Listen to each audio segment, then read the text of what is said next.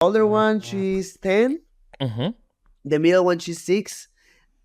And the youngest one, she's 4. Okay. Okay. So you're in the thick of things like I am. I got 11. Shit, is he 11? Yeah, I think his ass Oh my is. goodness. Oh my goodness. He's 11. Yeah, he's 11, 9, and 6. Whoa. Hey, you know what? Last night it was like Texas Chainsaw Massacre in here with my wife and my daughter. She was screaming bloody murder, and I'm like, dude, like Tana, just go to bed. Just go to bed. And finally she went to bed. But man, sometimes you get lost at track of like, you know, the ages, and you know, you're gonna get there. Wait till your youngest gets like 7. You're like, okay, let me figure this. You're this age. You're okay. Whatever. You guys are all healthy. That's all that matters. You have a specific schedule for your kids, like going to the bed and lunch at that time or whatever? I wish. Yeah, I wish. Oh, yes, as well. Yeah, I know. Well, it's funny because when you know, when you have your first kid, it's like, okay, they're going to have any iPad. They're going to watch TV. They're going to eat healthy. Now it's like, here's chicken nuggets. Eat whatever you want. It's just too hard to keep them in a schedule, especially, you know, you being a professional athlete at the highest level, right? I mean, your wife's take care of all the kids. And then you come home, it's like, hey, I want to hang out with my daughters. And it's like, too bad. They're in bed. So no schedule for us. How about you? I mean, I try. So, for example, my training sessions, I try to make my schedule in the way I can have like some time with my kids at night. Okay. You know? So we try, and yeah, I mean, we try to put the girls to the bed at maybe 8, 9 p.m. But sometimes they just say like, nope, I don't think so, and they go to the bed like sometimes like 10. I feel they're like, hey, you have to go to the bed and sleep. But dad, watch this video. It's amazing. Like, it's fine. But yeah, man, chicken nuggets, best meal. You know, I try to get the best chicken nuggets I can, like organic and all that stuff. Yep. But you know, chicken nuggets, I love it. Yeah, I'm right with you. All right, we're going to start this bad boy. Ladies and gentlemen, welcome to this episode of the MIGHTYcast. I'm your host, Amish Johnson. My co-host in the background, Michael Wansover. And we have a special guest, former flyweight champion of the world, Brandon Moreno. Do you have a nickname? What's your nickname? I feel like it's just always Brandon Moreno. What is it? I don't know. My nickname is the Assassin Baby. The Assassin Baby. That's right. The Assassin Baby, Brandon Moreno. Well, you're such a lovable guy. We trained together and we weren't, you know, trying to assassinate each other. We're trying to feel and move. And so, but Brandon Moreno, welcome to the MIGHTYcast. How you doing, brother? Thank you so much, man. You know, first of all, thank you so much for your time, brother. No, thank you for your time. Thank you for your time. Oh, thank you.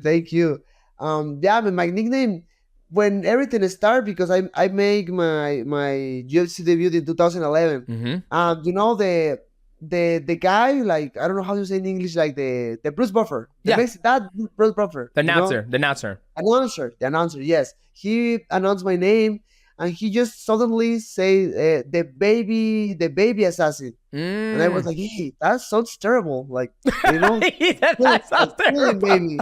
Killing babies, like whatever. But the people start to get loved with the nickname, so I just embrace it and they're like, oh, that's fine. I changed the order of the words, the Assassin Baby, because I thought it was like much better. But I don't know. I still think killing baby is bad. But that's it.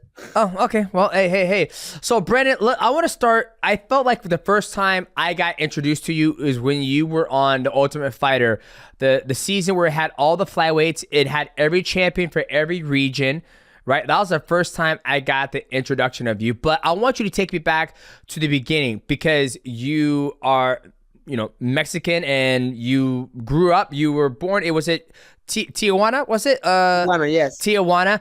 Walk me through that, because I feel like in Mexico there isn't a big mixed martial arts scene in Tijuana, but here you are. You're born in Tijuana, and you became one of the best athletes in the world in mixed martial arts at 125. Walk me through the very beginning. Like, what was it like growing up in Tijuana, trying to find a gym? Because at the time you're 30 years old, so I'm 8 years older. God, I just aged myself. I'm 8 years older than you.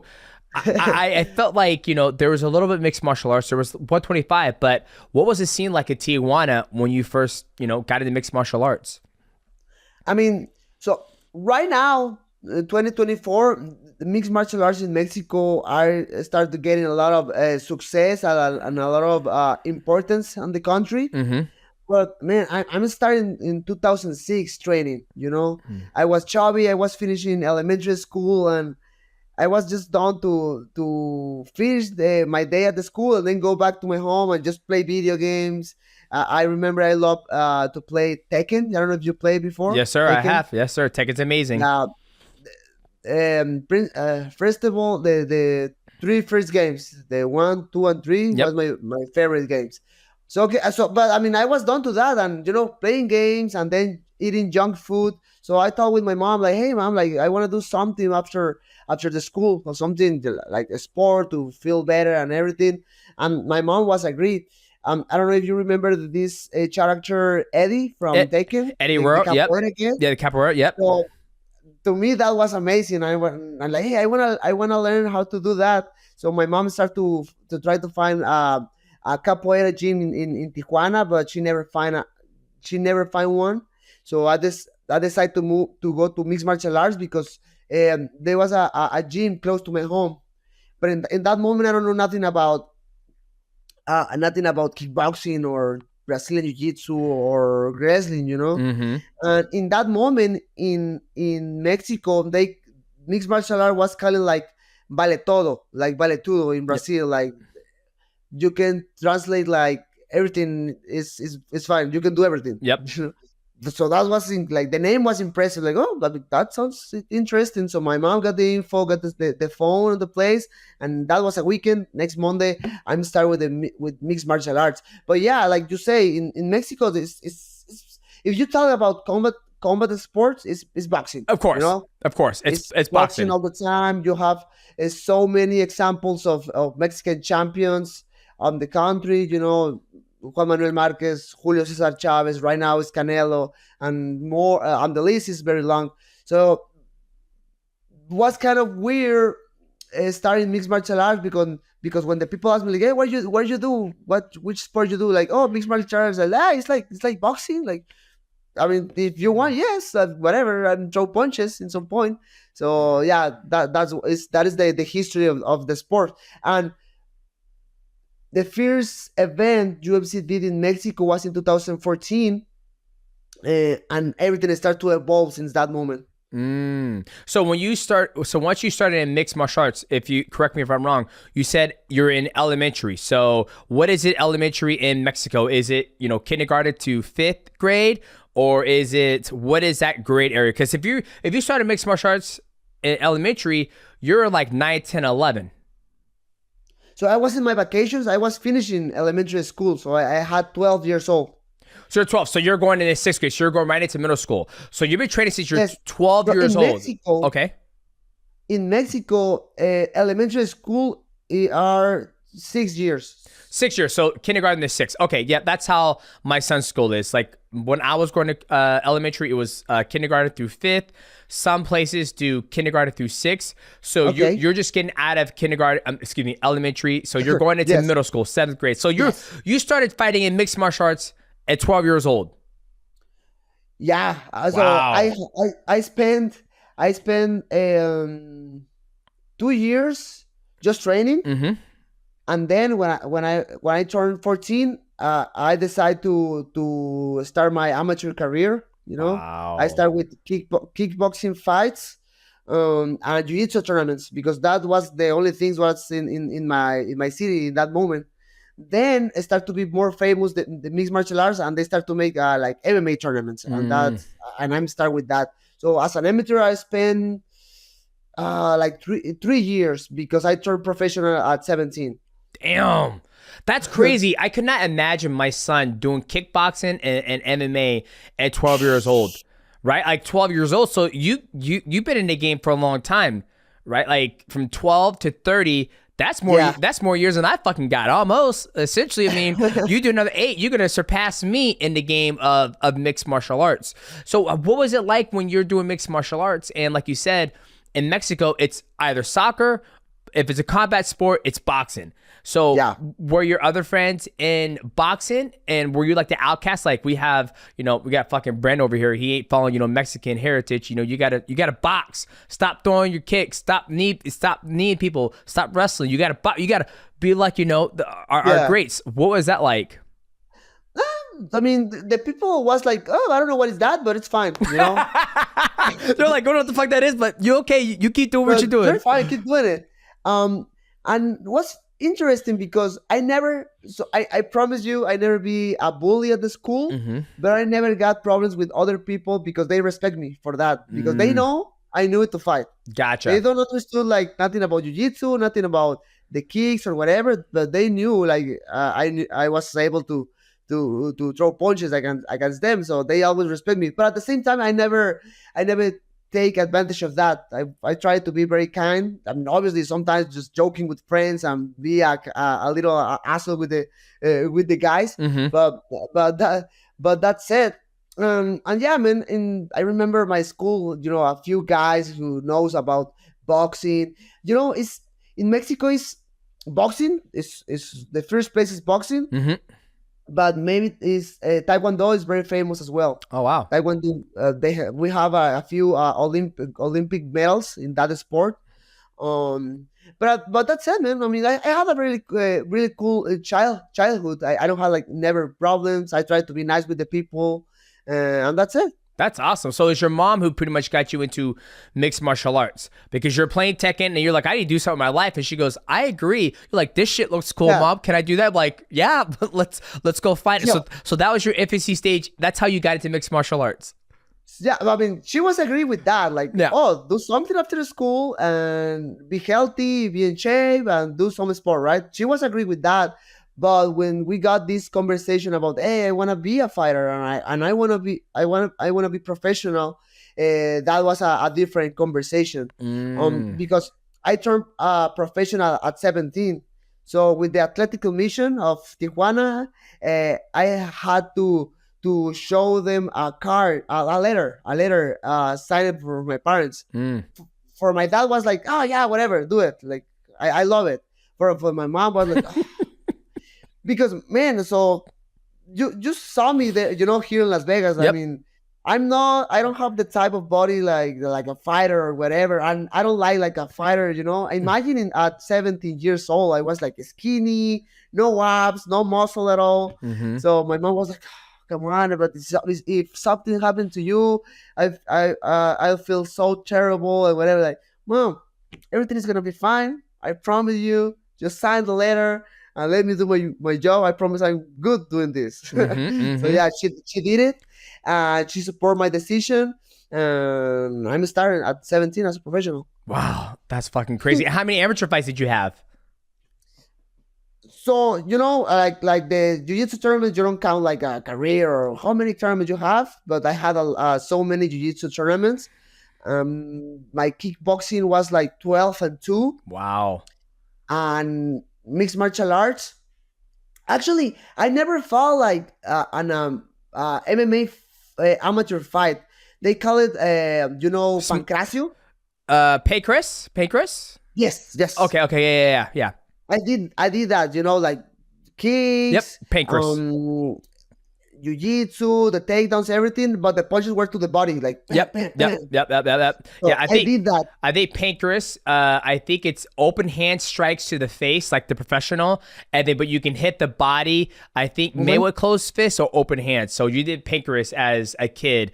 That's why you're so like. I don't want to interrupt, but that's why you're so fucking well rounded. Right? Like, I didn't know your story, but if you started training in mixed martial arts when you were 12, and then you did amateur, you trained 2 years. Just train. So 2 years, you developed your skills. You're 14, you start taking amateur fights. You do kickboxing, you do a lot of jiu-jitsu tournaments. And then when you turn 17, you turn pro. Already, you're so seasoned. Like, this is the first time I talked to somebody in, I would say, the younger generation who you just did it because I need to do something healthy. I need to be healthy, Mom. That's all I want to do. And your mom and dad were on board with it. And now when I see you fight, when we grappled in Vegas, I was like, I'm sure your ground was going to be good because you're training with Mikey and, Taylor and the guys at FTCC. But now when I sit back and look at your fights, Like, you've always been good on the feet. You've always been good on the grappling exchange. There's not one place in the fight where you like lack. You have no deficiencies. You know what I mean? You're good everywhere. Now this makes sense because you started at such a young age and went through all that stuff. So bravo to your mom and dad for getting you in there early, and you for having, the mindset that I need to do something healthy. Not like I want to be world champion. I want to do X, Yeah. Y, Z, right? So continue. You get your first pro fight. You're 17 years old. Continue, Brandon. So the love for mixed martial arts is just to start to evolve, you know? Because even when my mom and my dad give me the permission to fight at 17, they still thinking like, I mean, he's gonna do that, but he's gonna keep the career, and he's gonna be to college and decide to do some, a career, a professional career like that, Yep. But I just started to get more and more love for the sport, and in some point I started to be terrible at the school. Yeah. So I finished middle school.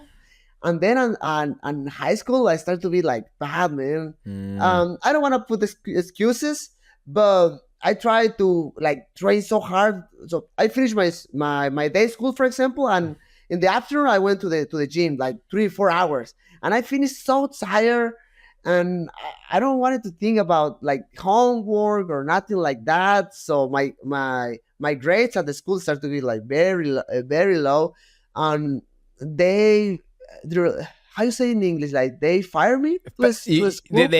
You failed. They kicked you out. They expelled you. Gotcha. Of my first high school. So there I take a like 1 year break of the school. Yep. So I started to work at the piñata business of my parents.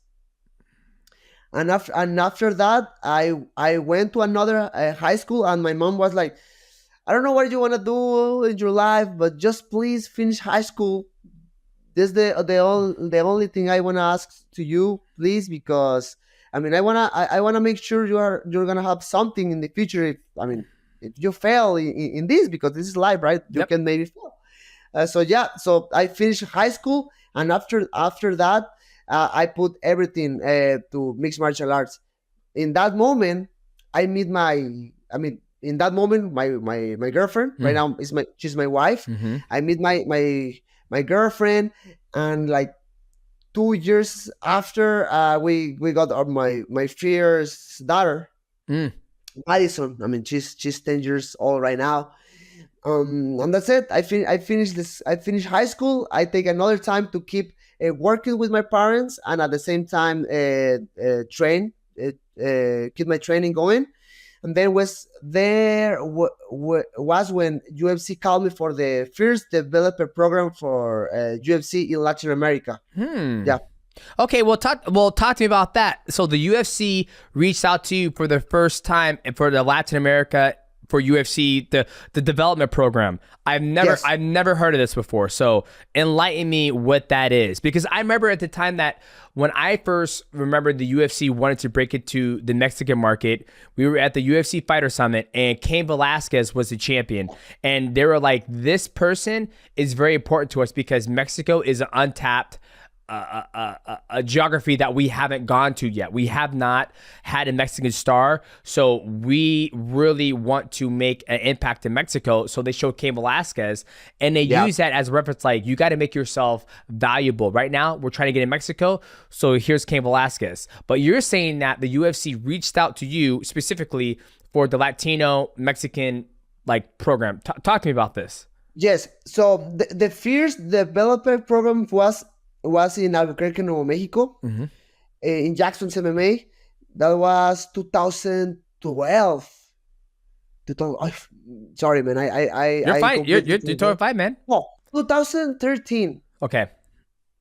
So the first generation they picked. So they made a tryout in Mexico City. So like 100 fighters went to do the tryout in front of Sean Shelby. They picked 12 fighters to go to Jackson's MMA. So they pay food, they pay apartments to live. We're living at the Jackson's MMA. The old gym, they had apartments in this at the gym. So we were living there. So they picked 12 fighters. I wasn't able to go to do the tryout, so I wasn't able to go in the first generation. So after 6 months, they release six fighters. They keep six fighters, and they release other six. Mm. So they tried to get another six fighters to go to Albuquerque, and I was one of those six fighters. And that generation was very important for Mexico and Latin America, because they made the Ultimate Fighter Latin America in 2014. Mm. Yes, but um, they don't choose me for that the Ultimate Fighter, because in that moment I had 20 years old, and all these sponsors of alcohol, Yeah, Modelo. so a Modelo in that moment was Spotlight. I don't even remember, but yeah, I wasn't able to go to the Ultimate Fighter. So that's it. I went to Arizona to local promotion WFF to keep fighting after the developer program finished. Gotcha. Okay, I never knew about that development program, right? Like, Yes. I remember like they were trying to make in that part of the world, but I never knew there was a development program that was going on down there in Latin America. So that's pretty dope. So you go to the regional circuit, you go to Arizona, you get signed, and then from what I remember, you went around and you whoop ass and you became a champion in the regional circuit. Yes. And then what was that like going through there? Because I felt like, at one point you're with your mom and dad, you're working in the shop, you have your girlfriend, you have your first daughter, you go to Latin America competition, they don't get chose because you're too young. Now you're champion in regional circuit. What's the next step after that? So after that developer program, I I went back to my city, and I tried to find a place to fight, to keep fighting, and build my record. So that moment one was when I went to Arizona Mm-hmm. to this local promotion at WFF, and I turned a champion in that promotion. I had in total five fights Damn. with WFF, and in that moment I was just like training and working, training and working. That moment was hard because I remember like I was like waking up like 7 a.m., prepare all my materials to to start working, but then get my breakfast, get a shower, and then go to the gym like 2 3 hours in the morning. Mm. Then go back to my home, get my lunch, and get ready and work like 4 or 5 hours at the piñata business with my parents, and then go back to the gym in the afternoon, and that's it. Sometimes go back to the gym and maybe work at night, because I needed the money, because I don't have another job or something like that. I wasn't like really getting a lot of money for the for fighting in that moment. Mm. And that's it. But I mean, thanks God, life, destiny, whatever you want to call it, UFC talked to me about the Ultimate Fighter. I was the champion of WFF, so I was able to go to the season 24. Gotcha. What were you doing at work? You said you kept working in your mom and dad's shop. What was that shop? So so they still has the business. It's a piñata business. Oh, So piñata. Okay. Oh, dope. That's yeah. awesome. So they build piñatas in Tijuana, and they sell it in California, because Tijuana is the border with California. San Mm. Diego, Los Angeles. So they sell the piñatas there. So I was working with them. They tried to teach me how to build a piñata, but I mean, I promise I was like terrible doing it. You're like, You know, your dad's like, God damn it, son. Man, I thought- you need a real ability, because I watched my mom or my dad like using the, how you say, the clipper. yeah, When the you clippers. uh, it's like a fabric clipper, so they were using it and very fast, like building a piñata very quick. And me, I was like spending like a few months trying to learn how to build a piñata, and I was like just terrible. But Wow. they start to sell piñata sticks. You know, these piñata sticks were like decorated with paper. You know? No, I never heard of piñata stick. I'm gonna send you a picture Okay. later of a piñata stick. So they decorate the sticks, and they give the stick with the piñata, so they can hit the piñata with that stick. So my work was to decorate all the sticks for the piñatas. Gotcha. Good for you, Yeah, blue collar man trying to make his way in life, helping mom and dad with the piñata business. Love yeah, it. man. So that you get the opportunity to go to Ultimate Fighter season 24 to try to whoop my black ass. Okay, so you get in the house. You have two coaches. You have Henry Cejudo and you have Joseph Benavidez. Tell me about your experience in that house, because you were in a house with all Alex Pantoja, Kai France. Pretty much a lot of the alumni in the house are still in the UFC. One of them is a champion right now. You fought him as well. So walk me through how that experience was with you in the house. Did you enjoy learning under Henry Cejudo? Did you enjoy working with Joe B? Tell me about that.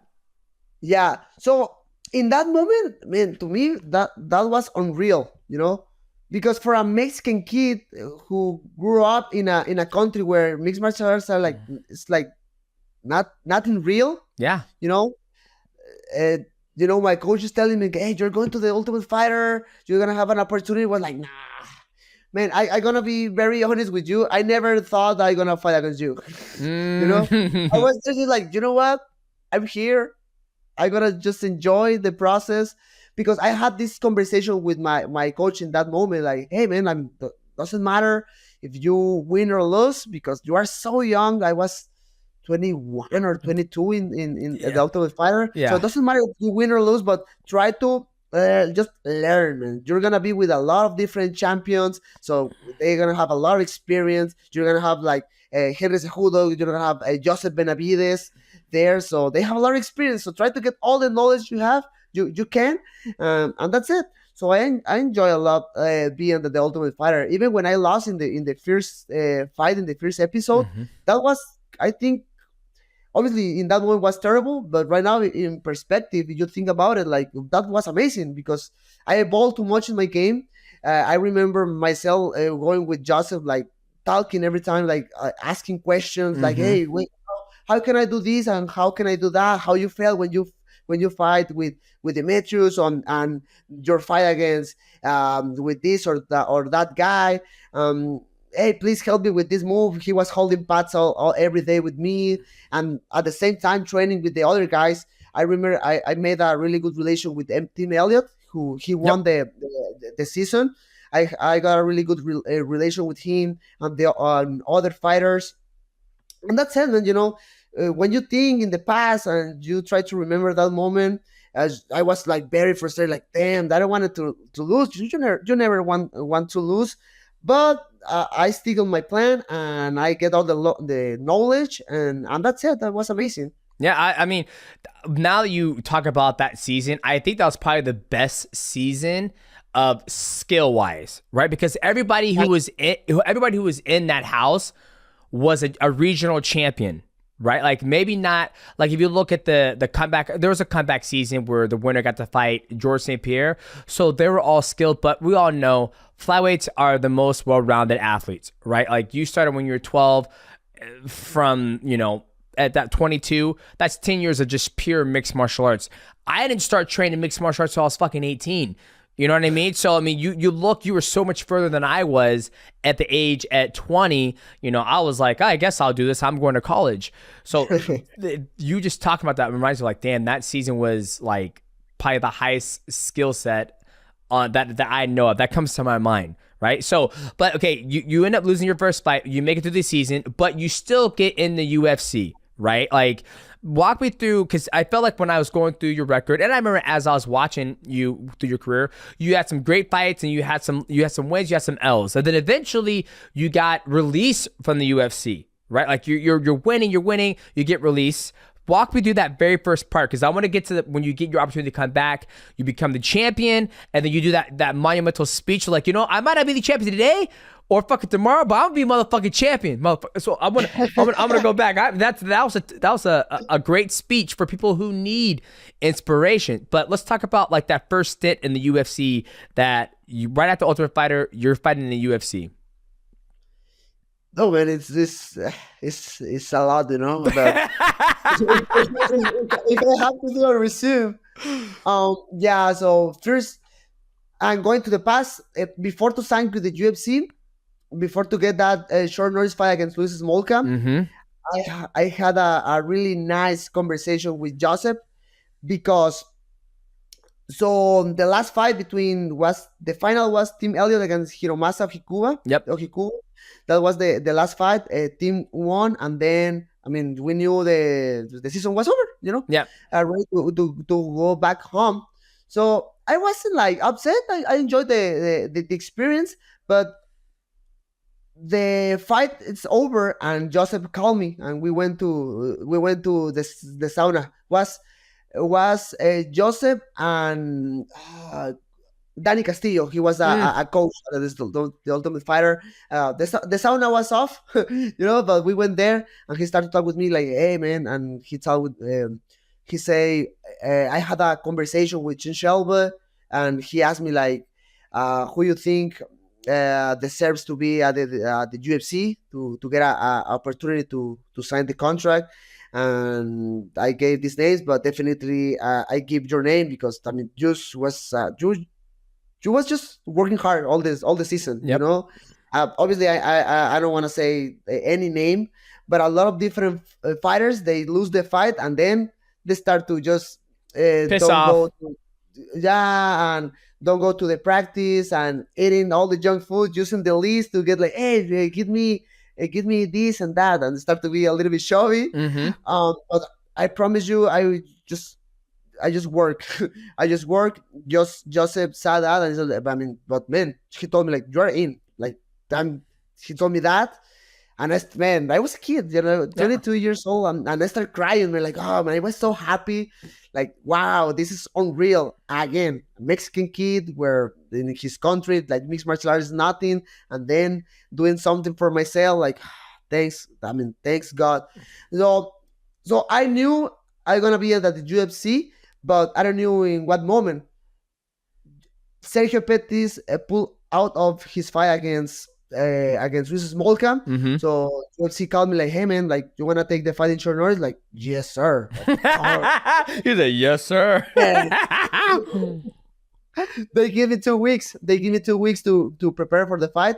The fight was in Portland, Oregon, and man, that fight. Obviously, I was the underdog because in that moment, Luis Smolka was the number 8 or 9 of the ranking. I don't remember. But man, that night I feel in the zone, like just very motivated and excited. Enjoyed every single moment. Sometimes you are so nervous going to the octagon and everything. Mm-hmm. But man, I remember myself going to the octagon, just happy, man, just enjoying all the crowd around. Like I don't remember like 8,000 people in the arena. I don't know. But so happy to enjoy. Then Bruce Buffer calling my name with the mic and Brandon Moreno, like whatever. Man, I was enjoying the moment. And then just the fight started, and I beat him. I beat him, and that was a special moment in my life. Then I fought against Ryan Benoit. Yep, Ryan Benoit. Yep. I won by decision, but I remember someone because after the fight, I talked with Dana, hey, I want to fight against a top 10, please. I'm ready. But the fight with Ryan was kind of weird, and I won by decision. But it was hard for me. It was a hard fight. And one people, I don't want to say names, but one people make the comment like, hey, you're not ready for a top 10. You're not ready. So I think you have to do one step back and be relaxed because you have to keep working and you're not ready for that. And I get mad. With that person. Very, very mad. So UFC gave me the fight against Dustin Ortiz, and he was the number 9 or 10 of the ranking in that moment. I trained very hard for that fight, and I won. The first round was very hard because he just take me down every single time, Mm-hmm. and I was getting up, but he controlled me all the first round. I definitely lost. And the second, I started to put a little bit more pressure, and then I got him with a high kick. Then we went to the ground, some scrambles. I got his back, and I choked him out. But Hey. man, I fell in the top of the world in that moment. And you say like, man, I don't even know if it's gonna be tomorrow, in 1 month, whatever, but I'm gonna be champion. Maybe not today. I will be champion one day. I promise. And that's it, Yep. you know. And there is when life, you never know how life works, because when I say that, the next two fights I lost. Yeah. Right? Like that, god damn it. Whoa, man. Yeah, but I lost the fights, and I passed from this like new talent of the flyweight division with 3 wins in a row. Yep. I passed from that to um, be the main event in my country in Mexico City against Sergio Perez, and then lost with him, and then went I went to Santiago de Chile, and I lost against Pantoja. Obviously, like I don't want to put like any excuses, but Pantoja always get me in a crazy moment in my life. But that's it. A loss is a loss, and then just they release me. Yeah. See, that's crazy. You were on a 3-fight win streak. Always exciting, right? It wasn't like your fights were boring. Like you would always go out there and mixing it up, striking, grappling, beautiful scrambles, 3-fight win streak, and then you go on 2 losses, right? Not to like guys who are bad in division. Sergio Pettis was on a tear at one point. He fought Henry Cejudo. He lost to Henry Cejudo. Henry Cejudo just out-wrestled him. And then you look at Alex Pantoja. I've always called him the dark horse of the division because he's been around for a very long time. He did well in the Ultimate Fighter. Now he's a champion. Then they release you. It was like you lost to like ranked 15 or ranked, I don't know, fucking know, like 22. But maybe at that time, they were, I was the king dingaling in the division. Maybe they were thinking about, you know what? Let's just start cutting people in the flyweight division because we might get rid of it, right? So you leave the UFC, you go off and do a little more regional, but then you come back. You get your opportunity to come back. And this time, it's different, baby. Pick it up from there, Brandon. Man, I was just mad, man. I don't want to be in the place I was before, because so they released me. They passed all this process where UFC was trying to cut the division. Wait. Before you say that, did they tell you well, I don't want to get you in trouble. So, did they mention to you that they were thinking about cutting the division at that time when you were coming back? Like, or were you seeing like my headlines of like, I've talked to UFC and they're talked about cutting division? Or did somebody else, what I'm trying to get is like, did Sean Shelby, Mick Maynard, or Dana White says, hey, we think about cutting this division. You want to go 135? So you know what is the thing? In that moment, I don't have the communication I have with the UFC right now. So in that moment, my coaches of that time were the people were always talking with Sean Shelby, with the most part of the time with Sean Shelby. So I don't have a really good a straight communication with them. So they told me that like that. They told me, yeah, they have the plan to cut the division, but they never gave me the opportunity to move to 135. They just told me like, oh, UFC say you can wait a little bit and win some weight, and maybe if and space is open, they can call you, so be ready. But they never, they don't even tell me officially that they released me from the company. So that was kind of like guys, just tell me, just that was kind of weird. Well, I don't know why they. Well, I'm sure they did because you went off and did some more fights somewhere else. So contractually, they're like, hey, you're still under contract with us. So who knows? Maybe they're like, hey, we're just gonna let him go do his thing, see what he does, and then he won. Okay, we'll bring it back, right? So who fucking knows? Like you never had that straight line of communication. It was always your manager who was doing it. Okay, so that makes more sense. So what I think was like UFC tell the people who was managed my career in that moment. I mean, I think UFC say like, hey, he's released, but they never told to me like you're released. I don't know why. That's what was kind of weird, but whatever. So after that, man, was like a snowball of problems in my life, because uh, for example, my daughter, she started to get problems in her stomach, and she need a surgery. But in that moment, I was in the UFC and I was winning money, but I wasn't like winning the biggest money of your life. So my money started to go like very low. I remember myself watching my bank account every time I'm going, however, like the dollar starts to go like down and down and down, like damn, you know. Then just start to have adult responsibilities, paying bills and everything, the money again.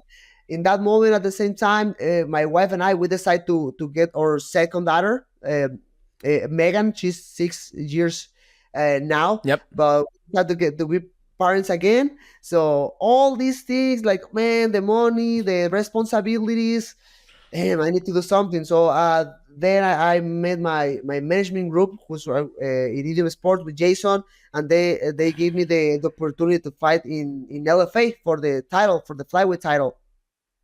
And that's it. They showed me the name, and it was an interesting fight. It was Michael Perez, because he was at the Olympic team of Cuba in Beijing 2008. Damn. And I trained with him in King's MMA in Los Angeles, and we did wrestling. I mean, he beat my ass terrible. I mean, the strong, like very strong guy, good positioning. So he beat my ass. So that was in 2017 or 18, I don't remember. But anyways, anyway, 2019 they offered me the fight against him in LFA, and they told me like, man, I know this is a high risk, low reward, or high risk fight. High risk, but high benefit, because the fight is hard. I mean, this guy has a lot of experience. He's tough, whatever. But if you win, I think I can put you back to the UFC in the UFC. And I said, like, man, I don't care. I need money. I need fights, and I have to get success again. So I get the fight, and I beat him. So I got the LFA flyweight title. And yes, man, like Jason made the calls, and he was Mick Maynard. He started to be the matchmaker, the matchmaker, and he put me back at the UFC. And then when they confirmed to me like, hey, you're a UFC fighter again, or like, I made it back. I'm here. Yes. Man, I was so happy. Good, man. Good. Well, it's just crazy the fact that you said like you didn't even know you got cut from the UFC. You're like, I think I'm released or not. So you get new management with Jason, and then you win LFA. You're back in the UFC. Now, I want to fast forward. You get your opportunity to fight for the world championship against Figueiredo, Davison Figueiredo, right? Walk me through that, because that was such a crazy, because you guys fought 3 times. Four times in total. 4 times, right? And then the first time he won, the second time you won, third time he won, and then fourth time you're gonna have to. Let's talk about this quadrilogy between you and Figueiredo, and I want you to talk to me about the belt, because I remember at one point you're like, I don't mind fighting Figgy. We make great money. Viggy's paying my bills right now, so I'll keep on fighting him. Walk me through this quadrilogy you had with Figgy, you becoming the champion. Yeah. So yeah, I went back to the UFC. I got a draw in that first fight against Askarov. I don't even think he's around anymore. Is he still in the UFC? No. So I hear rumors about he decided to be released from the company to fight in Russia again. Oh. So he's fighting, but he's fighting in ACA, I think so. I don't know. I don't remember. Okay, I remember him. He was pretty good. He seemed well-rounded. So you had a draw with him. Continue.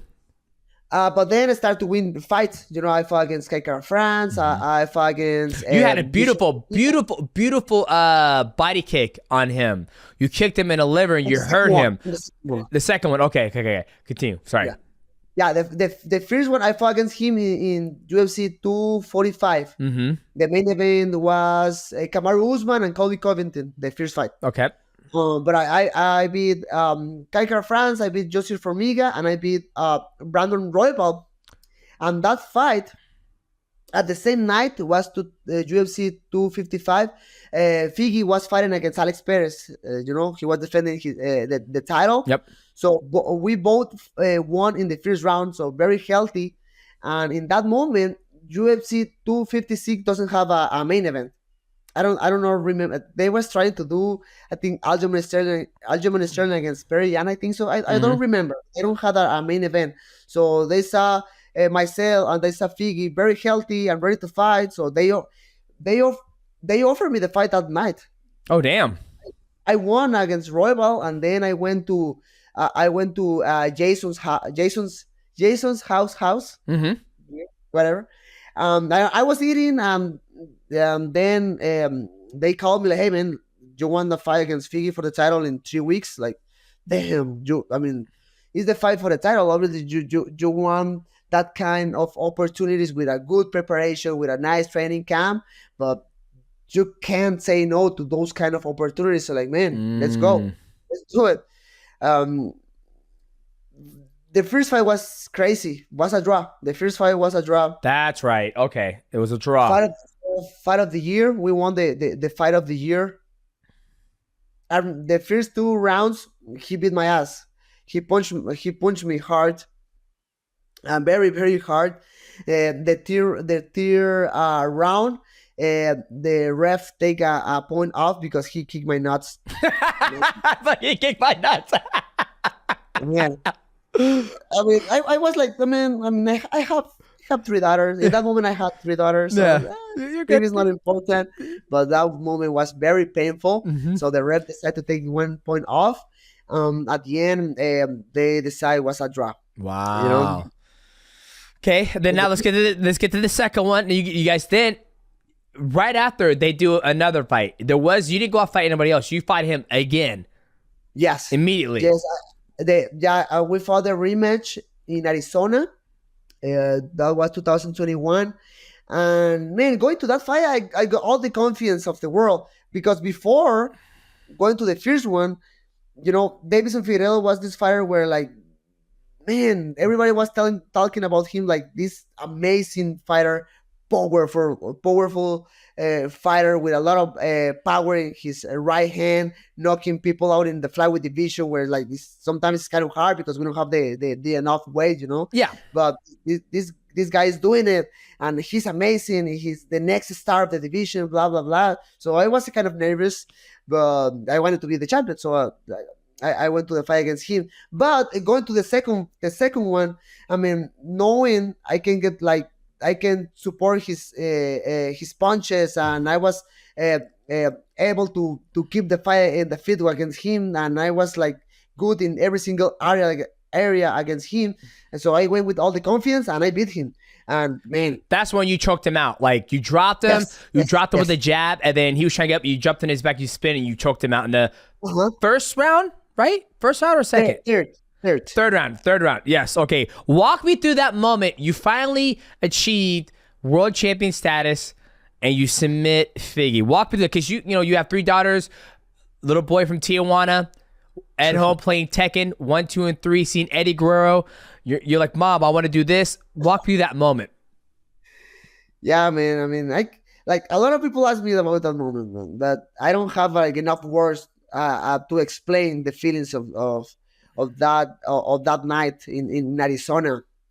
I remember myself like winning, going to the center of the octagon, and I start to watch all the crowd around. Like, everybody was like so excited, screaming my name, so happy, and screaming like "Viva Mexico!" And oh man, I still feel amazing when I remember those moments. And that's it. It wasn't real, man. It wasn't real. I feel so happy when I will be talking about my history.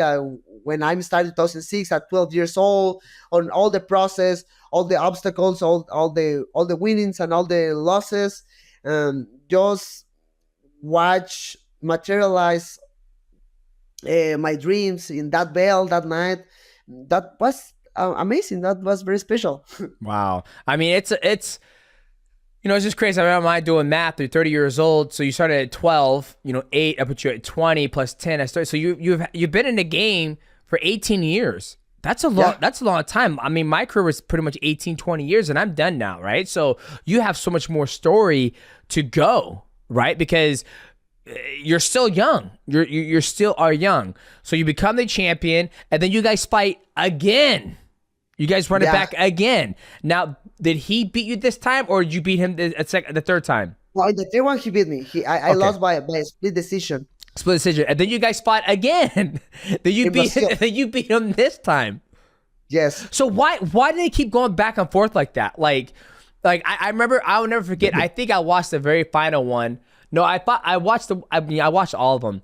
But why did I remember sitting there, I was like, fuck, why do they keep, by this time I've already left the division. I've already went over to one championship.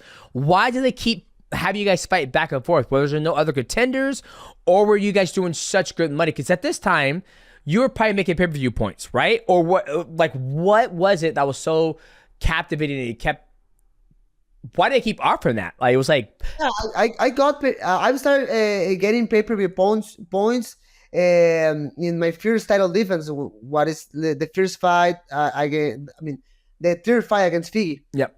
So we fought 4 times in a row because in that specific moment the division was passing for weird moments. Like, for example, so I won the title, and after that, the UFC was talking me about the possibility to defend the title against Alexandre Pantoja. Mm. But I think in that moment he had an injury in his knee. They told me something like that. Ah. And they were trying to find another one, but Davison was the only one available.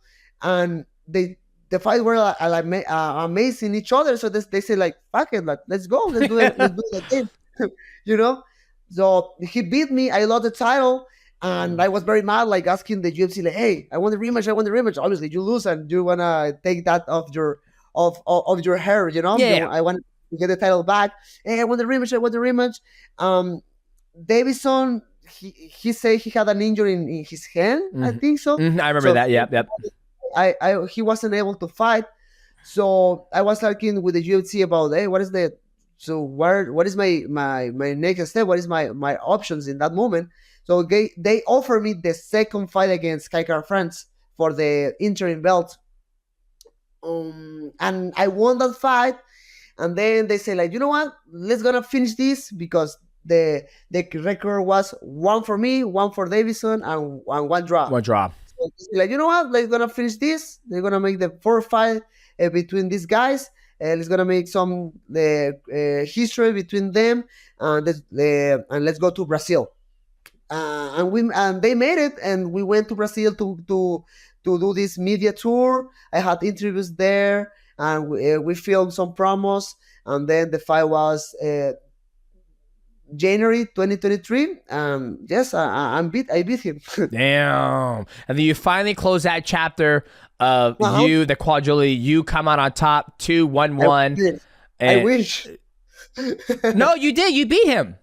Yeah, no, it's funny because a lot of people, like, I don't know why, but a lot of people ask me, like, hey, you're gonna go to 135 and fight against Fig again? Like, no, why? Well, we're gonna get to that. We're gonna get to that. Like I said, like, we're gonna get to that. But you close that chapter. Now you then, right after that, you fight Alex Pantoja, somebody you had multiple fights with. You fought him in a house. You fought him in a house, correct? Sorry?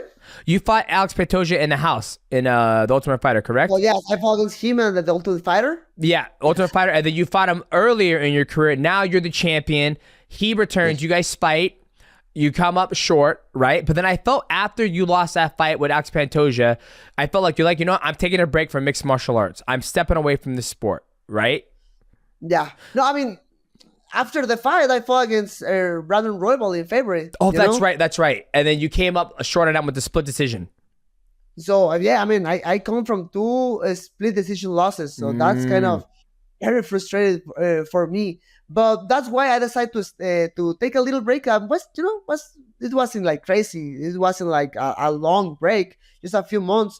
Because I felt in my last 2 training camps, I feel like just tired, like done of the sport a little bit. I would say, but you've been training since you're 12 years old. Oh, you know what I mean? Like the whole time you're grinding, you're working at the piano shop, you're trying to test out for the Latin America, right? Like you've always been fighting since you're 12 years old. So I think it's kind of smart. Like I remember you said that, like, hey, I'm gonna take a little step away from the sport for a little bit. And I sit back, this is before I met you. I sit back, I'm like, I'm interesting. I wonder what's going on in his life. Now knowing that you've been training since you're 12 years old in Tijuana, it makes fucking sense. Like there is never an off season in mixed martial arts. You know what I mean? Like, Yes. I mean, you're always in it all the time. Whether you're a champion, a contender, you're always in it. You're always in it. So you took a little break from mixed martial arts, and you just wanted to just take a breath of fresh air, enjoy the success you've had, spend time with the wife, spend time with the daughters. But now you're back.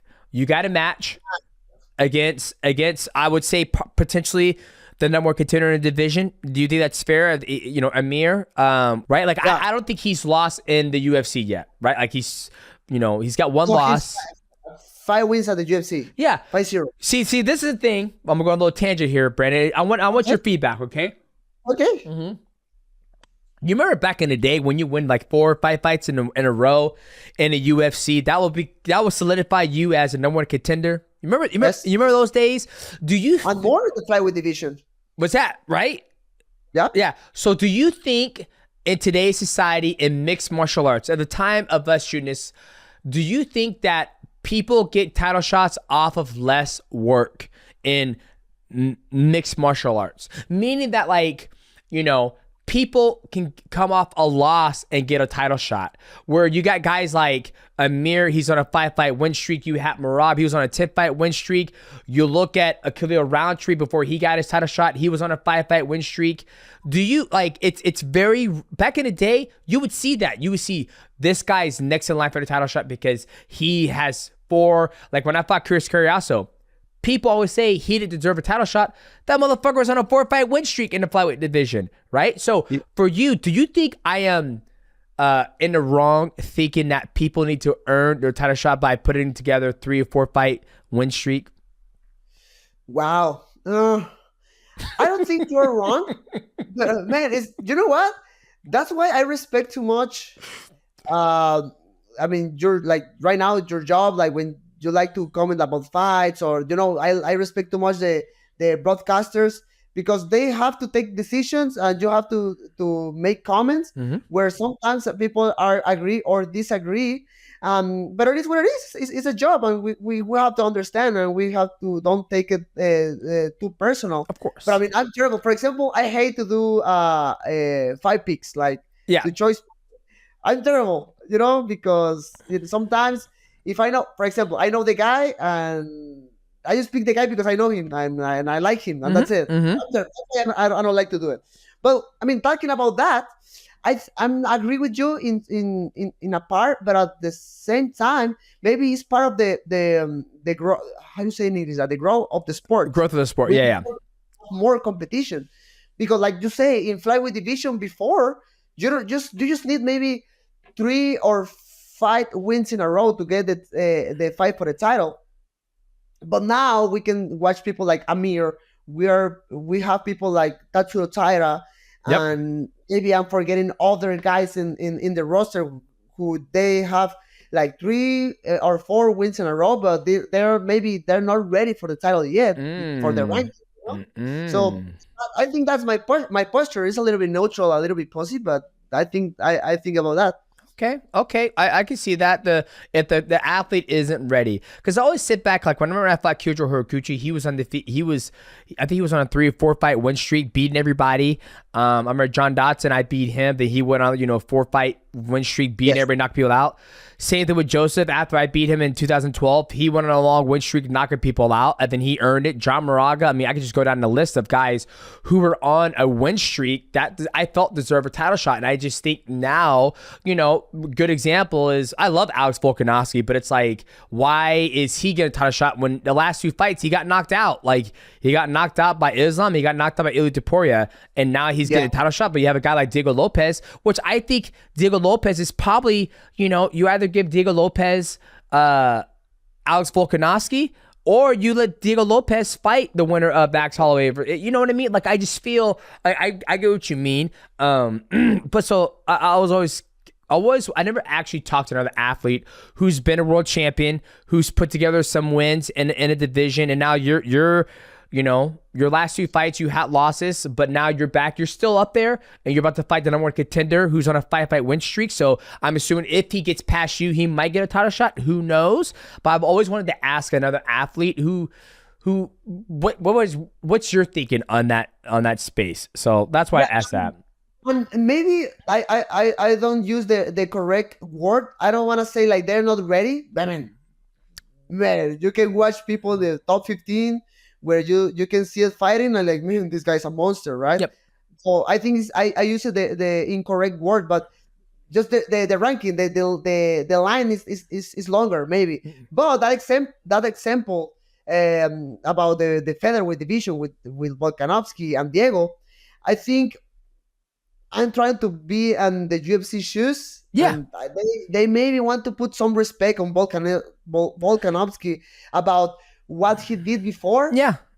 But at the same time, like, I think Diego deserved the next fight for the title. I don't think Volkanovski. I mean, he come from 2 like bad losses. We have to say that, you know, 2 knockout. So I think he can rest a little bit and let Diego fight for the title next. Yeah, it's a hard. I mean, I agree with you. It's and this is the thing I love about this is that our opinions and our perception of certain things doesn't. When I do my picks, when I make my picks, right? Like, I make it out of a genuine place where logically I'm like, hey, this can happen, right? Like, for example, I've trained with you, and I now knowing your story, I am picking you to beat Amir. I don't really know much about Amir, right? But I grappled you, and I was okay. You're grappled with Mikey, who's one of the best in the world. Right, so he's insane. Yeah, there's nothing fucking Amir can do to you on the ground that Mikey hasn't done to you. You know what I mean? Like, So okay, you got great hands. You've been hit by the hardest hitter in the division, Figueiredo, and you didn't get knocked out. So I'm like, okay, so what can Amir do to Brandon? Right. So for me, when I make that pick, that's nothing against Amir.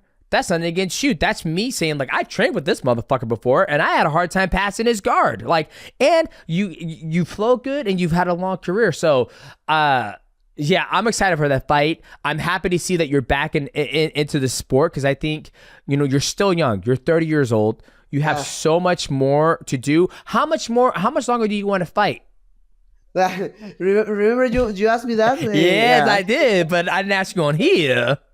Yeah, so yes, man. So I have my goal very clear, and I'm not putting like extra pressure on myself, but I wanna retire younger, young. You know, I'm thinking maybe like 34, 33, 34, because a lot of people like, hey man, you're very young. Like, yes, I'm very young, and I'm still. My spirit is amazing. I feel like 20 right now. Yeah, but my body, you know. Start this sport very, very young with bad habits, like don't use headgear and don't do this and don't take care of your injuries, don't doing physical therapy, you know, all these bad habits I start to feel it right now. So I wanna be out of the sport like healthy. Yep. I wanna try to enjoy my family a little bit more. I wanna be very present of the life of my daughters, the life of my wife.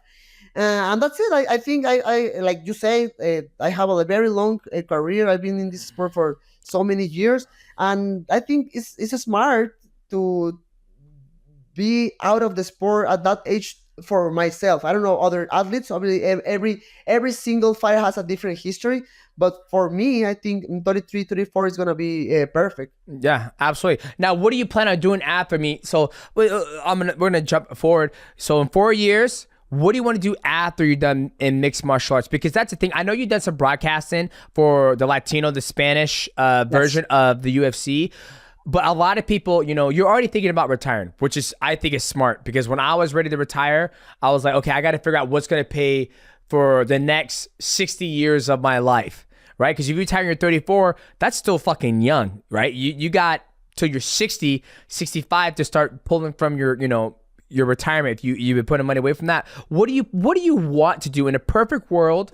what would you want to do where you could be in your daughter's life, you could spend time with the wife, you guys go wherever you want? What does Brandon want to do in that time? That's a lot of fucking time, Brandon. That's 30 years. What you gonna do? I know. Yeah. So first of all, my parents gave me really good knowledge of to be responsible with my money. Mm-hmm. So when I'm start winning good money, I start to invest in different things. So I start to buy a lot of apartments in here in the United States and in Tijuana. So I'm start with that. And so right now it's paying a good part of my bills. Then the broadcast, like you say, I love to do it. Right now, I don't do it like too often because I'm fighting and I'm training and I have all the media responsibilities and I have flights here or flights there. So that's why I'm doing that too much. So yeah, I love to do that. So that's in my future for sure. And I'll be making a lot of relations about TV and all that stuff. That is something is still on the process. But I love acting. This is something I really like. So maybe that's something I can explore in the future. I love it, man. I love it, man. Real quick before we let you go, Michael, you want to get in here and talk to our boy Brandon before we let him go? Hey, what's up, Brandon? Hey, what's up, brother? Hello. Yeah, well, one thing I wanted to say was I was actually at your fight, UFC 290, when you went against Pantoja. Main event was Volkanovski versus Yair Rodriguez, T-Mobile Arena.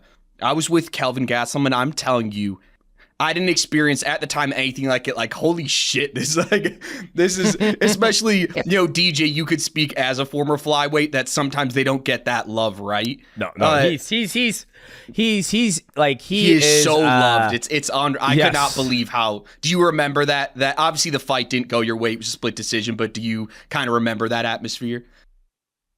Man, for sure. Like, that's crazy. And that's why I get very frustrated with my last two losses because, what's a split decision? I know, and I have to be very responsible with what I'm doing when I'm fighting.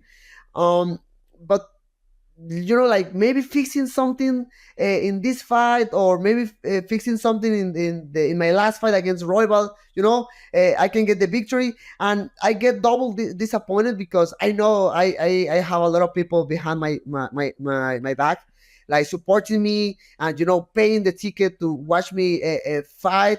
So I know I have like extra pressure sometimes because like I was talking with Mighty, like I'm the first Mexican born champion of a country. Yep. I mean that if you put it on the table, you maybe can really magnify what that means. Oh, so 1,000%. Like Cain Velasquez, you are true born, and I don't want to disrespect anybody else out there, but like from their story, Henry Cejudo, he don't even claim he Mexican. He claim he American, right? It's like he's Donald Trump 100%. Yeah, he wasn't born in Mexico. You were born in Mexico, Tijuana. You were at home playing fucking Tekken while your mom and dad working the piata shop. And that's what got you into the sport. So you were homegrown Mexican. I think Alexa Grasso, you can correct me if I'm wrong, but I think she's the first female. First female Mexican. So you have a lot of fan base behind you because you've proven that you can do that. Like anybody in Mexico who's at home, who's same upbringing as you, can be somebody, could be successful. And that's why, one, you're very humble, right? You're very kind. You handle your responsibilities. You're never out there doing anything wrong. You're a great father, you're a great husband. So I think that right there, people love that. And you're a kind guy. Thank you, brother. So yes, man. I mean, at the end, I feel obviously the pressure, but at the same time, that motivated me a lot to keep doing myself. So in my rest, obviously, I enjoy life. I pass the time with my daughters, with my wife.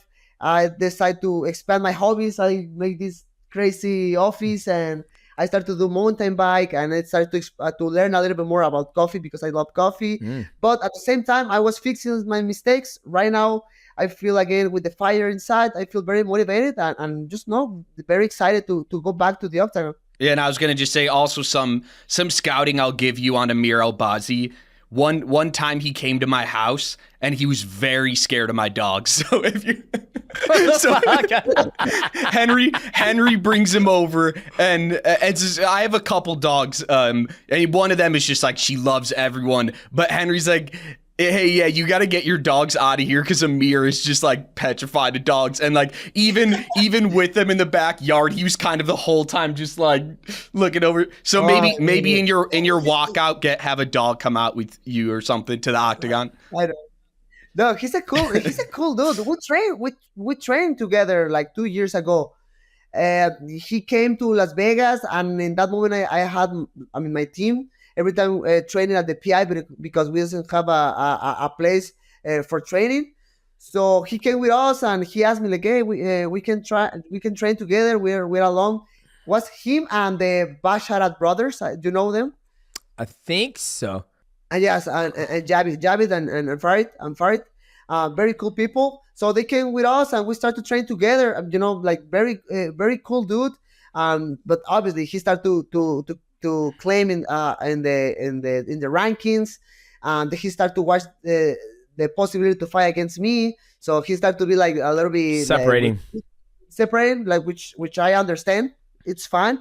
But that's it. It's part of the business, right? Yep, absolutely. But before I let you go, what's your thoughts on like, would you ever go to 135, or do you like going to what? Because you're fucking bigger than me when we met each other. I'm short, you're a little bit taller. Would you ever go 135, or do you like cutting that weight and going 125? Man, it's funny because every training camp it starts to be harder. You're getting older. I'm older, and my metabolism start to be is lower. But I'm still think I can make a 125. 125. No easy as before. I remember before I don't need even to do a wake up. Right now I have to be very professional with my diet. Right now I'm like on diet 24 hours. But I think I can still make the weight, and I feel it in the bottom of my heart I can be the champion again. And if I fail, maybe you never know. You can't say never. But then let's see what happens. It's not in the back of your mind. But never say never. Gotcha. Okay, and then what do you do from recovery? Because you're saying like at the part of your career, like you wasn't using headgear, you wasn't take care of your injuries. Now being older, wiser, what are you doing for recovery? Like, are you using a sauna, ice barrel? Like, what do you do? So first of all, before to start training, I stretch. I do my stretch. You say stretch? Stretches, yeah, stretches where you're like, stretch my feet, stretch my legs. Yeah. I stretch all my body, my legs, my arms, my neck, everything before training. And after that, I do sauna. Yes, I do sauna maybe 3 or 4 times per week. Oh wow! I do the cold tub 2 or 3 times per week, and I do my physical therapy at the PI. There is the only point where sometimes I fail a little bit because I have to run, like I have practice, and then I have to go for my daughters to the school, and so I fail a little bit in that part. But the other stuff is like every week I do it. Gotcha. That's what's up. Michael, you got anything else for Brandon? Yeah, one thing I wanted to ask about. So someone who has talked lately about potentially returning to the 125-pound division, Henry Cejudo. I would be personally shocked if he was able to pull that off, but it would be very interesting. I think there's a lot of interesting matchups, including you versus Henry Cejudo has been a dream matchup for a lot of people. What do you think about that potential matchup in the future? Man, I mean, the thing is, and that's a question I have, like, I don't even know if Henry really knows what he wants. He doesn't know what he wants. I don't know. He can't make it. I'm 38. He's 38. We're too big. I couldn't make 125 while I wanted to. I wouldn't want to. So when he fought against Aljamain Sterling, he lost, and he started to say like, I don't really sure if I want to come back, whatever. So I say like, damn, I mean, that's a fight I really want. So I challenged him in a post in Instagram, like, hey, let's gonna fight. He say no. And in that moment, I had the fight against Alexander Pantoja. So I said, like, okay, whatever. I mean, whatever. I'm going to be focused in my next fights, and let's see what happens in the future. So, so he said no. Then he fought against Merab. He lost. And then, I don't know why he started to say, like, I'm going back to the flyweight division, and I want to fight against Brandon Moreno because he challenged me before. So I want to. But now I saw him, like, challenging Sean O'Malley. So I don't know, man. I don't want to waste time, and I don't want to waste energy thinking about Henry Cejudo right now anymore, you know? So if he made 125, let's go. I even offered him to fight in 125 before. Right now, I have to be smart. That's the truth. I mean, I come from 2 losses, so I have to be very disciplined. I have to go to my division and do the things correctly. But I mean, I don't want to waste time with this guy because I don't think he doesn't even know what he wants. Yeah, no, I think it's smart. I know I'm a big fan of Henry. Love Henry. I think he's a good guy. I think he's trying to find the best option where he's going to fit in. Losses. I mean, he left 125, went to 135, and I think what you're focused on, which is Amir, is going to be great. So, Brandon, there's your opportunity to let people know where they can find you, they can support you. The floor is yours, brother. Man, thank you so much, brother. And I would love to train with you again. Obviously, I don't know if it was like very clear to you, but to me it was a dream come true. You know, when I started the sport, everything was a dream. Then I started fighting. The UFC opened the flyweight division, and you start to be the king and beat everybody. I was like, damn. And then there was the possibility to fight against you. Like, wow. Like, I promise you. Again, I told you this before. Like, when I went to the Ultimate Fighter, I wasn't even thinking to fight you. I was just enjoying the moment. Yeah. So, thank you so much for the training last time. Thank you so much for this, and hopefully I can see you in the future. Yeah, dude. Like, I want to train more because just to feel you on the feet and to pick your brain is like, and try to help. Like, cause that's what me and Aljo do, right? Like, Aljo, oh, Jesus Christ. Like, did you ever roll with Aljo yet? Yes, he's really good and strong. Yeah. I was like, Jesus Christ, you're fucking strong. I'm like, Sean, am I lucky he didn't get your ass? Like, he was like, whoo. And then be able to, like, and that's one thing that I love, like, about your training is that you're going with the best guys. Like, me, you both know there's nobody better out there than Mikey Misimichi on the ground. Like, he's an absolute, like, monster, right? It's so you be able to get that exposure, and then you get a little exposure of me, guy who has more of a mixed martial arts background, and then for sure. Then one day we can just do MMA where it's like, hey, I'm not trying to win, I'm trying to flow. Like that's where my goal is now. I was like, I'm not gonna try to win. I'm trying to move and see what you can do and see, like, wow, Brandon was actually really good there. Oh, your grappling's good. Oh, his hands are good. So yes, next time I'm in Vegas and I have time to train, absolutely, man, I'd love to help you and just vibe out like we did last time. Man, talking about Mike, like, my wife sometimes try to make fun of me. And for example, I tell him, like, hey, I went today to do a jiu-jitsu with Mike. Yeah. And she say, like, oh, what happened? He smashed you, right? And like, no, he don't smash me. He doesn't even need to do that. He doesn't need. He just rolled in a weird way, and he got my leg, and he shot at me. Yep. So, dude, like I said, like when I brought Aljo there, I was like, Aljo, go with Mikey. And Mikey was, you know what Mikey does with Aljo. And Aljo was like, this is not right. Like, this isn't fucking right. And to hear you, and then I was like, man, maybe I fucking suck. I suck. And then I go with somebody. What? I go with somebody else, and I look over there, and I see Mikey fucking somebody up. I was like, okay, Mikey just fucking everybody up. Okay, it is what it is. So, but man, Brandon, thank you so much for your time, brother. Ladies and gentlemen, that is our guest, Brandon Moreno. Make sure you check out his fight against Amir. When is that fight? What? That's UFC Fight Night. His fight night is at Edmonton, November 2nd. November 2nd. Make sure you guys check that out. Support our boy, Brandon Moreno. I am your host, Demetrius Johnson. That is my co-host, Michael Wandsworber, and we will see you guys at the next episode of the MIGHTYcast.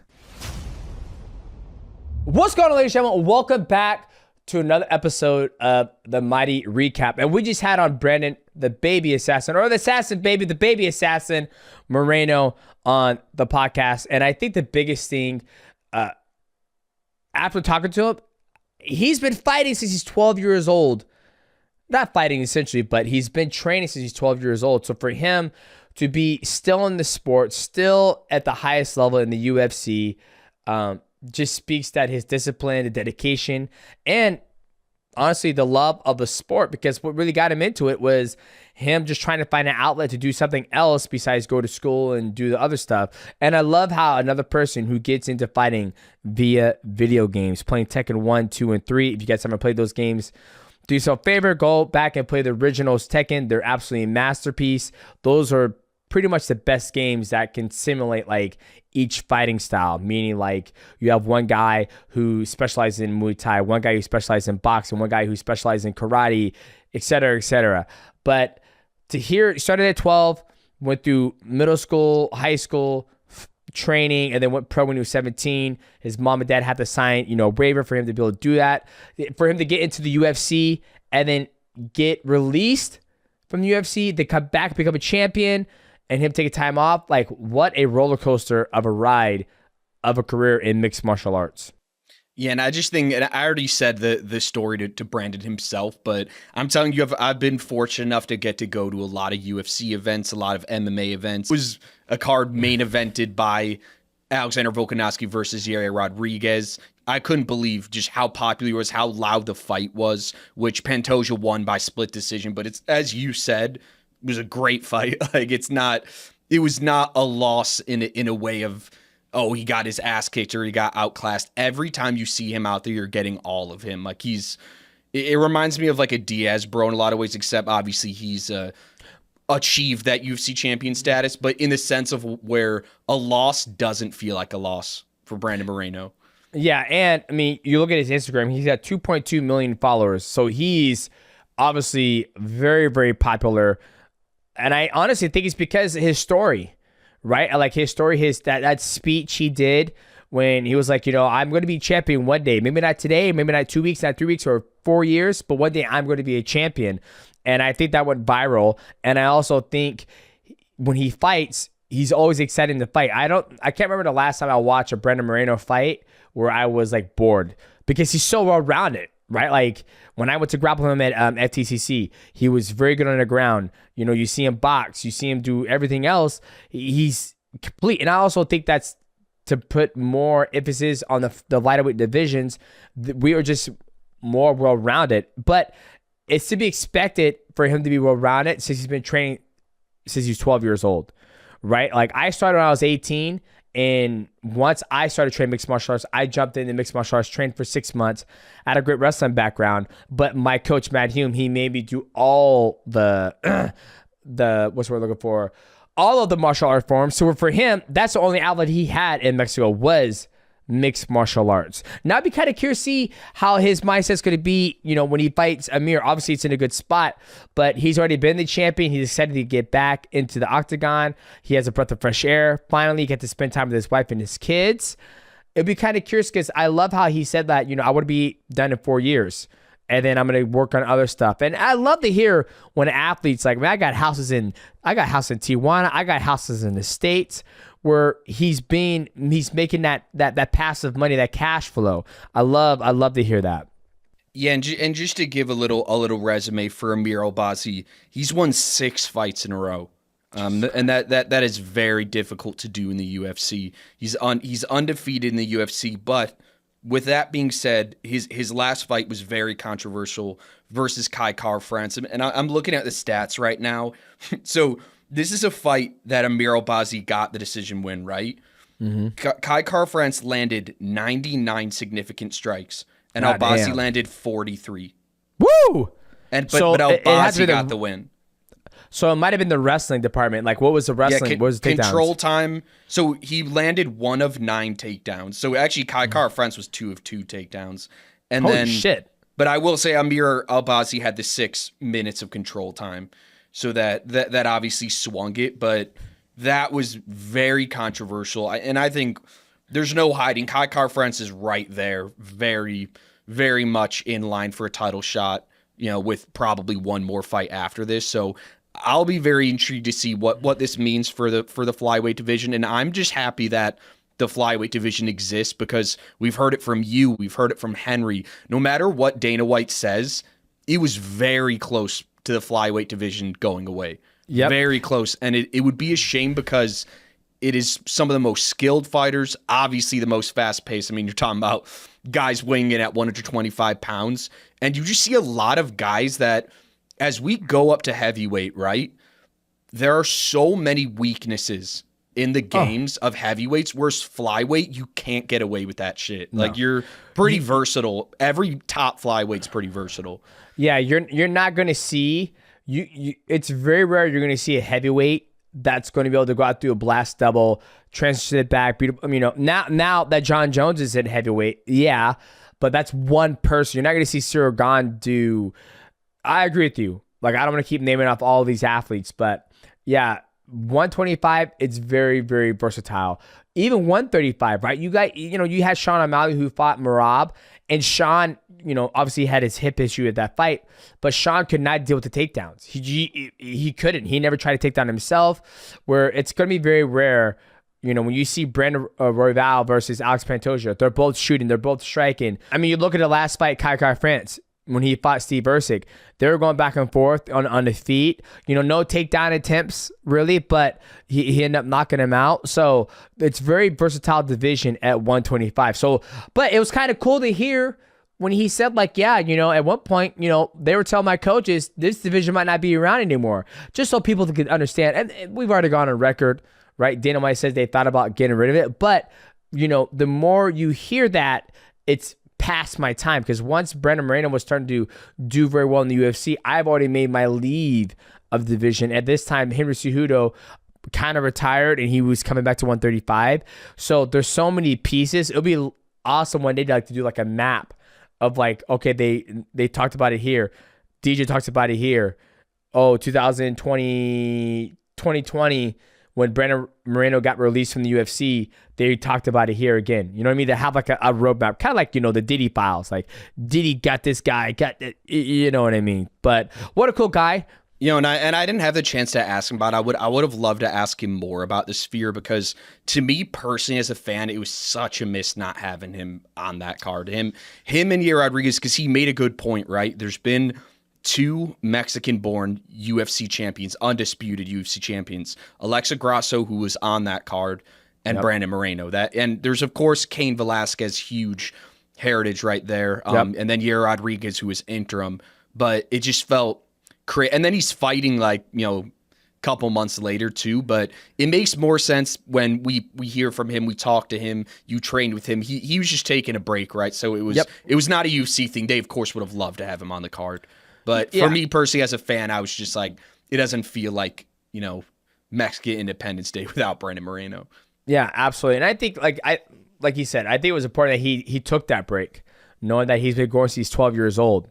I mean, that's a long. I could not imagine Tyron training mixed martial arts. Even now, he's going to school full time. He's about to learn how to start playing the viola. He's also doing jiu-jitsu 5 days a week. I could not imagine Tyron trying to train to be a world, fight in mixed martial arts, and then he does it all the way till he's like 30 years old. I couldn't imagine. It's I put the Rey Mysterio mask in the background just for Moreno, and Rey Mysterio started wrestling in Tijuana when he was like 8 years old, so it must just be a culture thing. But no, it's insane, and it shows he really does have that Mexican fighting spirit, and is just very well-rounded. He's just a fighter. Like, he's one of those dudes, like, I don't know what to say, what his specialty is. Like, he just scraps when he's in there. So I love to watch him fight every time. I think him and Amir Albazi is going to be a banger. And whoever wins that rightfully should be right in line. And we might get Pantoja versus Moreno for the millionth time. Those guys, I feel bad for Moreno that he keeps having to fight the same dudes over and over and over again. But it just the way it is. Yeah, it just shows you that, one, the talent pool in there isn't as rich. I mean, you had Muhammad Mokaev, who left the UFC. He was undefeated in the division. You have Manel Kopp, who's right there. You have Amir, he's fighting who's my right boy, there. Bruno. Yeah, he's fighting Bruno Silva. Bruno's right there. Bruno's on a couple fight win streak. I feel like he's on 3 or 4 fight win streak. So I think as the fight game keeps on going, these guys keep on fighting, I think eventually you're going to see some new guys try to fight Alex Pantoja, but only time can tell. But I'm super excited to see Brandon Moreno back.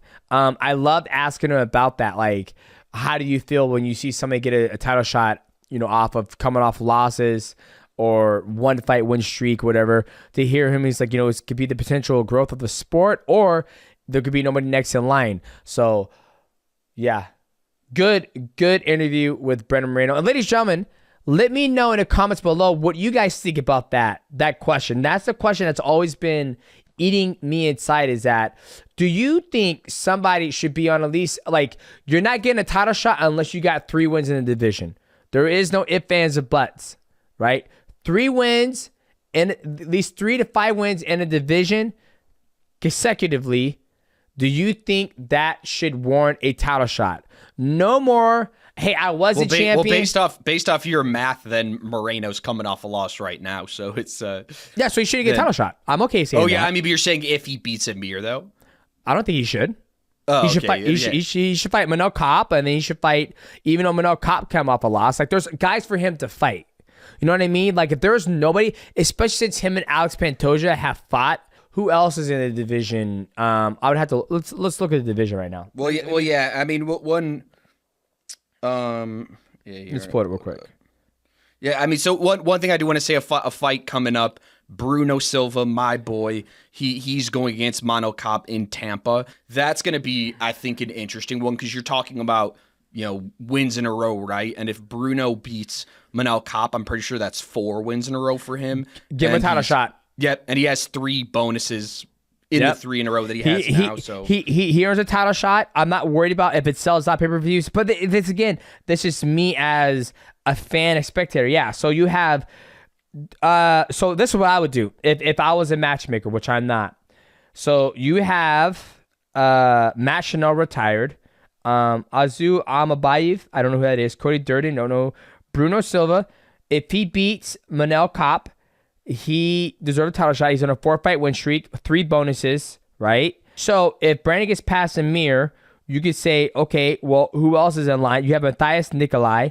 There's so many more guys that Brandon could fight, where Brandon could get 3 wins and he could fight for the title. That's my personal opinion. But yeah, and I will say how it will likely play out is if Brandon Moreno wins emphatically, that dude can get a title shot whenever he wants, because he's been really, and that's the thing that I thought was interesting about you talking to him. Since you left, right, who is the face of the flyweight division? It is 100% Brandon Moreno. Like, I'd say it's arguably Brandon Moreno and Figueiredo as like joint heads, but I would say Pantoja, I think he could get there too, but for me personally, I think the face of the flyweight division post Demetrius Johnson is Brandon Moreno. Yeah. I think he has that star power still, but doesn't warrant him a goddamn title shot. He's got to get at least 2 or 3. That's why I want to ask the comments down below. That's why I want people to let me know, right? Like, I know that's my opinion, but I want you guys to let me know in the comments below. What do you guys think warrants a title shot? Would you like to see an athlete get 3 to 5 wins in a division before he gets a title shot? Or are you guys okay with people coming off losses getting a title shot just because they have a big name? So I am your host, Demetrius Johnson. That is my co-host, Michael Wandover, as he puts on the Rey Mysterio mask. He's got it on. Yep, he's got it on. Yep. Let us know in the comments below if you guys enjoyed this episode of the MIGHTYcast. Please leave a like, subscribe, hit the bell to know we go live, and we will see you guys at the next episode of the MIGHTYcast. Can you hear chat 1 2 1 2? Yes, I can hear you, but it sounds echoey. Okay. You look great, by the way. I like that backdrop, man. Hey, you're doing a great job. That show was fun, and you're getting picked up. Other media sources are they're quoting you and stealing your pieces. You've been doing great, buddy. Thanks, man. I appreciate that. It's a long grind, and and thank you for the backdrop. I kind of got the idea from you, like how you're in the corner, and I was like, I need to have a nice depth backdrop like Chell does. Oh, did you really? Oh, good. Yeah.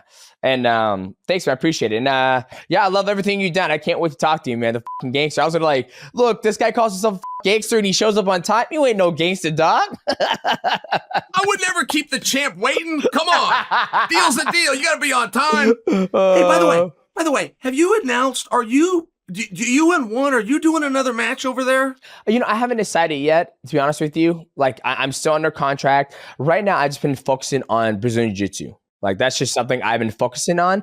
And for me, that's what excites me. It's like, it reminds me of the old days of wrestling in high school where it's like, okay, you're going to compete six matches. If you win every single one of them, and then you go home, right? Like, and not to know what your opponent is going to do has been very exciting for me. So with that being said, as of right now, I'm focused on jiu-jitsu until, that flame burns out, then I'll decide what I'm going to do. But, One Championship, they have Brazilian Jiu-Jitsu. They have no-gi grappling, so I can do that. I think when it comes to MMA, like, I was literally just taking a nap today, and I was talking about it, I was like, man, like, 15 world titles, I defended a mixed martial arts belt 12 times, and 4 amateur belts. I'm like, what else is there to do for me in mixed martial arts, So it's kind of hard to like say, I want to keep on fighting where there's just not that drive and passion. So I think eventually it might come to an end. It might come to an end this year. When I fought in Denver last year, I told everybody, I was like, this might be my last fight. I was not lying. I was being straight up honest about that. Well, what an easy transition if you did change your mind. I mean, going from jiu-jitsu, and good job, by the way. I saw that monster you had to beat about 3 weeks ago. But I mean, what an easy transition. That's way different than a dude sitting at home doing nothing and go, I can come back. It's like, yeah, it's hard to do. Hard to come back. Yeah. Mike, are we rolling right now? Yeah, sorry. Hey, what's up, Joe? What's up, Michael? Good to see you, buddy. Look what I'm... Yeah, I saw that. I saw that. I like that. Old school. It's a collector's item now. It is I was thinking that same thing. I have one of those, and you, I don't know. There's probably not 5 of them out there. Yeah. Post on eBay for $1,000 or something one day. And DJ, yes, DJ, you're rolling. I just started rolling, so that's stuff in the beginning. You have to take it from StreamYard when we're talking. Oh, okay. Yeah. I don't know if I'd want to post your little retirement or not stuff anyway. So, perfect. Yeah. Good, but good, no. good. We're all good. Yeah. No. Thanks for your time, Chill, and I'll take myself off and we'll get rolling. Okay. I have a different opinion, man. That was a really interesting answer. I was interested. It was authentic. I think you might have something there. People want to know. People want to know if Demetrius is still competing. Hey, by the way, can I ask you one other question, then we'll get going? 2 hours later. I'm going to start the show. Okay, 3, 2, 1. What's going on, ladies and gentlemen? We got a special treat today. We got the original gangster from West Oregon, right down the street, my neighbor. I want to give a huge shout out to Chael Sonnen. Please welcome this man to the MIGHTYcast. Chael Sonnen, how you doing today, brother? Man, I love it, and thank you so much. Now, maybe this is how the sausage is made, but you and I have been carrying on for about 15 minutes here before you started, and I hope that makes the show. We actually had some very interesting stuff. In fact, we were just discussing One Championship's Anatoly, who's a 3-division champion, but people recognizing him on the street, it's harder to do, and it's one of those spots where, how do you become a scar? Because for so long we believed, Demetrius, it was about skill. But we now find out that's not true. There's another side, and we don't get to choose. The fan chooses. And there's something to the drama side that used to be left out of martial arts that now appears to be front and center. Well, I think all the drama side, we can thank you for that, because there's a point in time in your career where you came up, you showed up, you didn't wear the glasses, you didn't have this nice little gangster swag. Now you kind of like paved the way for that, right? Before Conor McGregor, there was Chael Sonnen, and I felt like you did such a great job at it when you had your fights with. I felt the biggest one was Anderson Silva, and then even John Jones, and then the list just goes on. Even now. I saw you just drop a diss track against, the Kendrick and Drake. You're like, I don't know who's this, defamation. You're talking about Jorge Masvidal. I think we all have to thank you for, paving the way for the drama. That's a huge You've never told me that, and I really appreciate that. And you were such a sportsman that I've always thought, I bet Demetrius doesn't like me. Like, I just bet he doesn't. No, He's I love such you. a sportsman. He probably looks at me like this big jerk. And, to be remembered for anything in this sport is pretty rare, right? I mean, you're in a status as the GOAT, but to be remembered for anything is so. That means a lot to me. If you think maybe I paved the way, and I'll tell you what, I was inspired, and this might surprise you. I always get asked about that Conor and Chael or who is better, something fun like this, but I feel like they're leaving somebody out, which was Rampage. Rampage was the first guy if I was watching parties in my living room or something, he was the first guy ever where people would tell her, quiet, quiet, quiet, when it was time for him to do his interview. They wouldn't do it all night long, and then quiet, quiet, you want to hear what Rampage said. But moreover, I trace it back personally to Tank Abbott. I thought Tank Abbott was the first ever to come out and do away with some of this honor and respect and make it a little bit more about a show. And he was more of like a beer drinking. It was a different thing, but I still felt like it started with Tank Abbott. That's just my opinion. No, I think it's amazing. No, I've never hated you. I thought it was absolutely entertaining, and you had great fights. I mean, I work at a local UFC fit gym, and they played that fight of you fighting Anderson Silva all the time, and the pressure, and you beating him up on the feet, and then you taking a fight to him. Right? Like a lot of people, when they fight Anderson Silva, he had this mystical aura about him. But you're like, nah, I'm going to take it to him. And you damn near almost beat him. Like you look at all the scorecards, you're up. It was probably 50-45, 50-44, 50-43. And then he just caught you at the very end. So you've had some amazing fights in the UFC in your career. So I don't think that's going to be the one thing you remember about is you being the forefront of the drama, creating the drama and make it more of a show. I think you had some amazing fights. So don't sell yourself short. I appreciate that. Hey, can I tell you something? I really do appreciate that. Thank you. If I could tell you one thing about that fight, right? And when you lose something, sometimes you don't ever want to tell somebody why, because it quickly goes in the category excuse. So then you do the whole, I'm not making an excuse, but it's like, what? But I do want to tell a story. And if it's an excuse, fine. I think it's an interesting story. I had never been 5 rounds before, and I had been scheduled for them. I had a couple of championship matches with a guy named Paulo Filo in the WEC, but we didn't go all 5.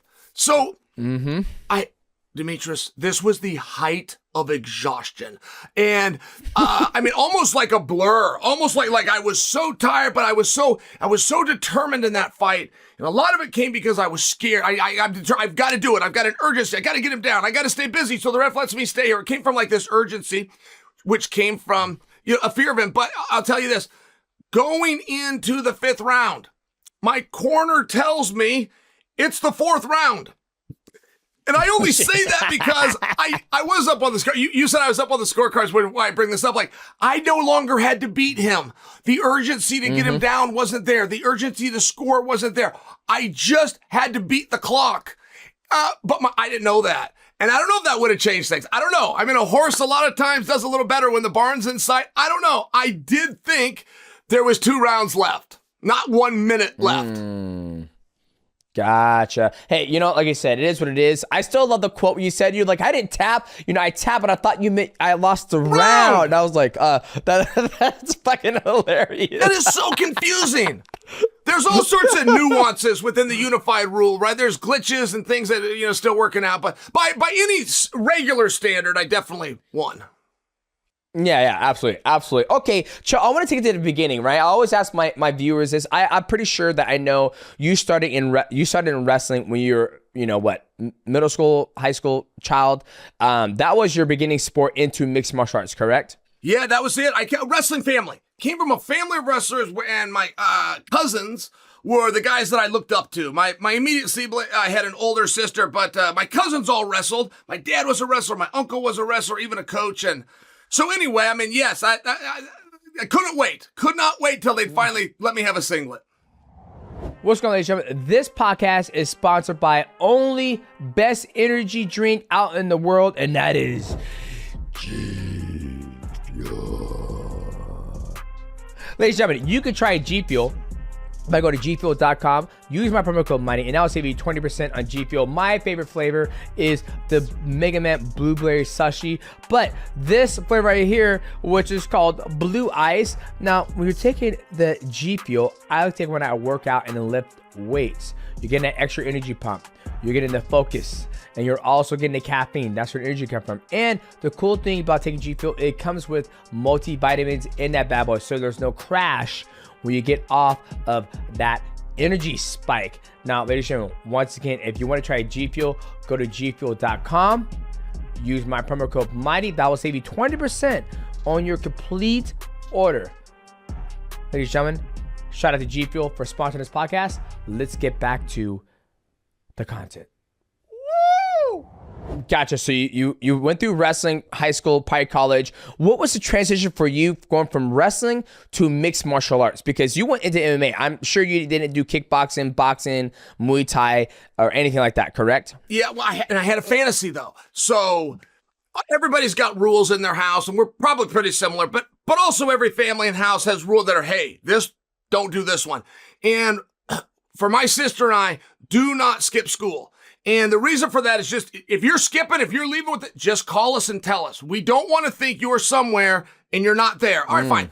So I never did it. I never skipped school. And there was one class. I skipped a class. I went with my buddy, Jeff Williams. We grabbed something called a VHS cassette of something called the Ultimate Fighting Championship. And we went and watched it. And I was 17 years old, 1993. And I went home that day. I immediately confessed to my father what I had done. I said, but Dad, I found out what I want to do. I found out what I want to spend some time in my life committed to. And he was very interested. I didn't get in trouble at all. He wanted me to explain to him. He did not understand. My dad was a wrestler. He's a boxing guy, but he did not understand as I'm trying to explain to him, Dad, there's no rules. These guys are in a cage. He insisted that it was wrestling and that I was just a mark, that I wasn't understanding what Vince McMahon was doing. I'm like, no, this is not wrestling. This is, they're in a cage and they're fighting. And at any rate, I finally had to get him the VHS. And I tell you that because that was 1993. And when it was time for me to go to college, I was such a fan. At that time in the country, there was 6 Gracie certified gyms, but only 6. Like finding a black belt back then was very difficult. So of these 6 gyms, one of them was Pedro Sauer's gym, and it was in Utah. So I ended up signing a letter of intent and going out under Mark Schultz at Brigham Young University. And I'm Catholic. Like it was kind of hard to be in a Mormon school, but there was a Gracie certified gym that I could get to. So I could cheat and get these workouts. And everybody was just one discipline back then. You're a wrestler, you're a judo guy. So I was going to cheat the system. I was going to get these jiu-jitsu workouts while wrestling at the college and be all ready when I came out. And it was just one of those things where I thought I was ahead of the curve, but of course that long changed by the time I graduated. Well, at least it's kind of fascinating to see that it was the VHS. You skipping school, getting the VHS, going home, watching it, and tell you that, hey, Dad, I'm gonna let you know right now, I skipped school, but there's a positive. I found out what I want to do for the rest of my life. Well, part of my life, and it was mixed martial arts, and that was the infancy start of it, right? Right there is where I became a fan and knew that I wanted to do it. If I got to my senior year in high school, or I apologize, in college, Dan Henderson and Randy Couture were training partners, and they didn't have a gym. They didn't have a coach. They had a place that they went, which was a gym that let them in, and then they just got together every day. They'd have a clock and they'd have a sheet, and they were super disciplined to do it, and they were the top guys in the country. They were the guys that were ranked number 1 and expected to go off to the Olympics. So when I found about these workouts, I started showing up. And I didn't have the social sense to go and ask if I just started showing up. And they let me in, and eventually, we all said hi to each other. And I got used to doing this. It was for over a year. So when the Olympic trials were done, I went back to practice at 3:00 like Pavlov's dog, like I'd been doing. And they were not wearing shoes, and they had gloves, and they threw me a pair. And they said, we're doing this now. And there was never a conversation. I went back to that same place every day at 3. Eventually, we named it Team Quest. Eventually, we got a guy to come in and go, hey, I want to coach you guys. And the team grew, and we even put a sign up and started signing people up. But that is the beginning of Team Quest right there. Dan, Randy, and I tagged along. Wow, that's incredible. That's the thing that I loved about the old school of mixed martial arts, right? Like you said, 1993, you guys didn't really have coaches. Rather, even Matt Hume, he never had a coach. He was just walking down the street in Kirkland. His dad taught him boxing. He did some kickboxing. He wrestled his whole entire life. But when he was walking one day in Kirkland, he said, "Oh, I saw HMC, and it was American Kickboxing Academy." He went there. Then him and the master, he was beating everybody up. Then him and the master at the time, Haru, they started sparring hard, and then that's when he was like, holy shit, you're actually pretty good. That's where he learned his Muay Thai. And then you had Maurice Smith, you had all these old guys, and then they would just all train together, and then they would go off and fight in extreme cage fighting. Like, you almost had the same story well, that's everybody's story at that time, Sure. right? Besides the Gracies, they just focused on Brazilian Jiu-Jitsu, and so they had a coach, but you guys never truly had a coach. And those were the guys we looked up to, by the way. It was Maurice Smith and Matt Hume, like everybody in the Northwest. Randy Couture, for example, hadn't really got his comeuppance. And I worked out one day with this guy, never met him before. He had no shirt on, and he wore a jock. He wore a jock with a cup, but he wore that over his shorts. So like when you see him, he's got this weird looking dude. And he tuned us all up so bad. He was a smaller guy, and his name is Dennis Hallman. And I mean, he did things to we didn't know existed in terms of the ground and the jiu-jitsu. And then he verbally abused us as he did it. Like I went home and told my dad, I met the best fighter in the world today. And Dennis Hallman would tell me stories about a guy. So like the horror stories that I would go tell my dad about how skilled Dennis was, Dennis would tell me about Matt Hume. And he said, man, you have no idea. And Dennis doesn't call Matt Hume a kickboxer. He calls him a trick boxer. Because Dennis says Matt has, everything he does is he fools him and gets him. He thinks he's going to kick and he punches. And Dennis is not huge on compliments. But boy, he had a respect for Matt Hume. And then you had the Ivan Salvers, you had the Josh Barnett's all coming out of that gym. And I thought Matt Hume formed the AMC. I didn't know that was Heroes. You just taught me something. Yeah, that was Haru. Haru was like basically the AMC. Like he was just there, and he came over from Japan, Hawaii. And then when Matt was just, the story he told me, he was just walking around trying to find a gym to train at because he grew up in Kirkland. He found there, and then it was like him and Matt kind of formed it. But Haru started it, and then Matt came in and basically took over and brought the submission wrestling style to that gym, right? Like I'm gonna have Matt on the MIGHTYcast one of these days. I'm gonna hear, I don't even know his full story because I'm like, dude, how do you learn all this? And he goes, I taught myself. And I'm like, how the hell you teach yourself? And he's like, I look at people who do good things, like Ernesto Hoost, how he would throw the high kick behind people's head. I will study that, and then I'll make it mine, and then I'll implement it. And so he has a whole story that I haven't even heard about. But from when he told me, it was Haru, and then Matt came in, and then they built this amazing team where they would all come together, like Maurice Smith, Ivan Salveri. But Maurice Smith was a very high level kickboxer, and then Matt kind of taught him submission wrestling, but they all kind of taught each other and worked with each other. Matt Hume is the master even amongst coaches. Like, just for example, if you had a group of very respected coaches and they were arguing about a technique, they were sitting like, well, I really think your toe needs to go this way, and I think you got to extend. Like, if they were arguing and debating it, and Matt Hume walked in and said, this is how you do it, the argument would stop. And they would all go, oh, well, that's how you do it. Told you. It's one of those things. And he was ahead of everybody. And I didn't see, I'm so curious about the Matt Hume story too, because when I got there, he was already there. He knew all the submissions. And there was one other guy, and they ended up having a rivalry. And that guy's name is Eric Paulson, who is now a coach himself. And those two ended up fighting at least twice. But the point was they were so far ahead of the curve in the philosophy and understanding what it needed to be. So then they did start teaching themselves. And that's a real thing. I watched another guy do that. The late, great Evan Tanner was out of Amarillo, Texas, and he used to clear out the coffee table, and he'd get the Black Belt magazine, and once a month they would show a move, and he'd be still shots, and he'd be trying to break it down. Then he ordered the VHS cassettes, and I knew about those because I had the same ones. He went all the way to the finals of a world championship with that. When he finally got a gym, he won the world championship, but he made it to the finals. He had it to the title match just off of those VHS in a big heart and open mind. Yeah, absolutely crazy. Like I said, the guys back in the day, they learned how to fight and learn how to teach themselves. So I felt like the depth of like the athletes back in the day. Obviously you have kids now starting in Brazilian Jiu-Jitsu, and like my kids, they started at 10 years old in Jiu-Jitsu. So if they get to 37, they stay on the track, they're going to be so much better than I would ever have been. But I felt like the athletes back in the day, they had to learn and teach themselves. So their ceiling of growth was it was super high because you can always learn new stuff, and you've already taught yourself. Then you have somebody else come in there and teach you. It just even magnifies. That makes sense, right? Like when Matt would teach me, he'd say, I'm gonna teach you the concept of fighting. I'm not gonna teach you, okay, if your opponent does this, you do this. And if he does this, you do that. That's just teaching somebody, that's just teaching a dog. Like when I say, bark, you bark. So for me, it's been able to magnify my game because like I know how to fight. I know the concept of fighting essentially. So I'm glad we see eye to eye on that. But I want to fast forward. Talk me to your pro career. Like I felt like you fought everywhere.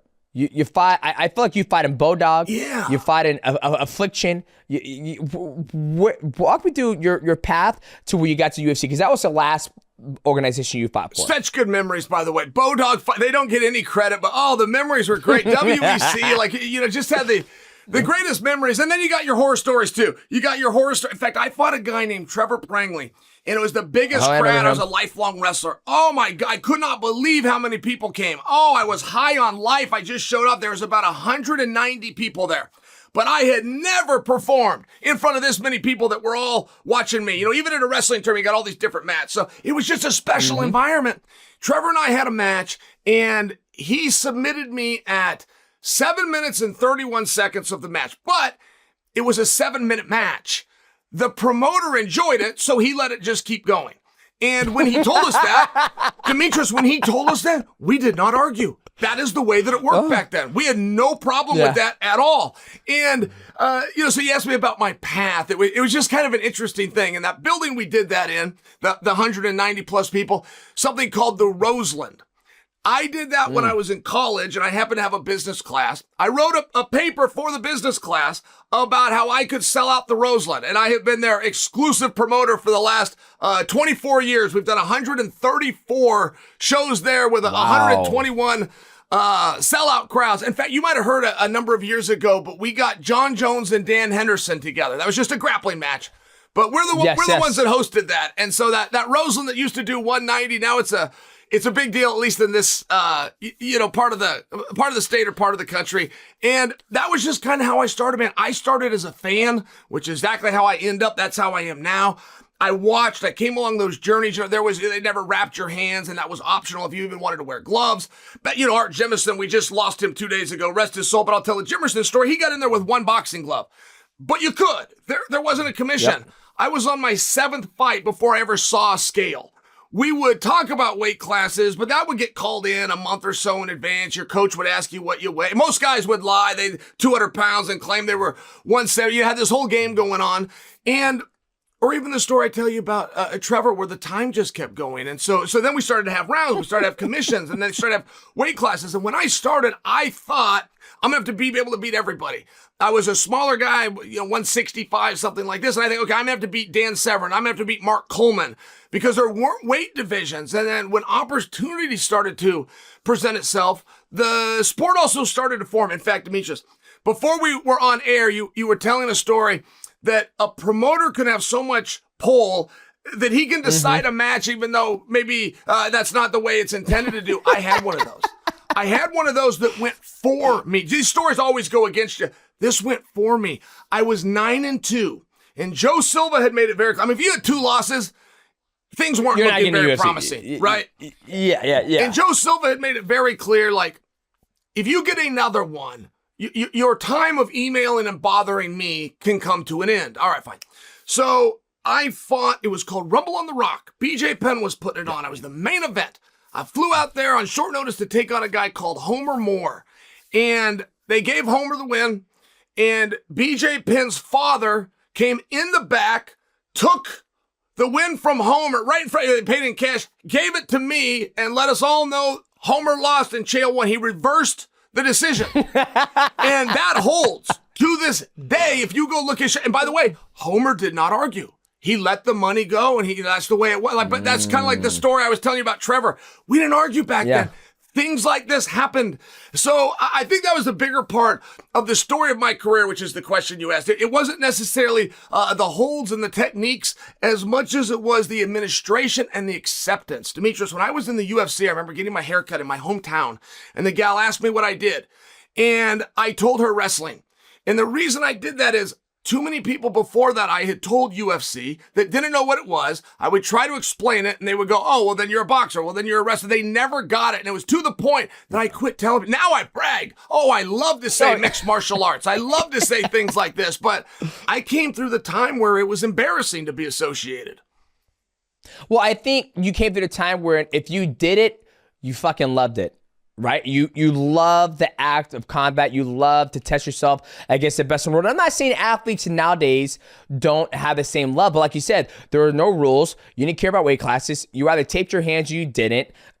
If the promoter thought you lost, you truly did lose. He takes your, he's like, okay, well, the crowd and the judges think you won, but I'm taking your money and I'm giving it to who I thought won. And here you go, and you have a loss, and this stays true. Because like you said, there was no commission back in there. There was no sanction. It might have been sanctioned, but there was no overhead that oversees you guys, right? Oversees the promoter.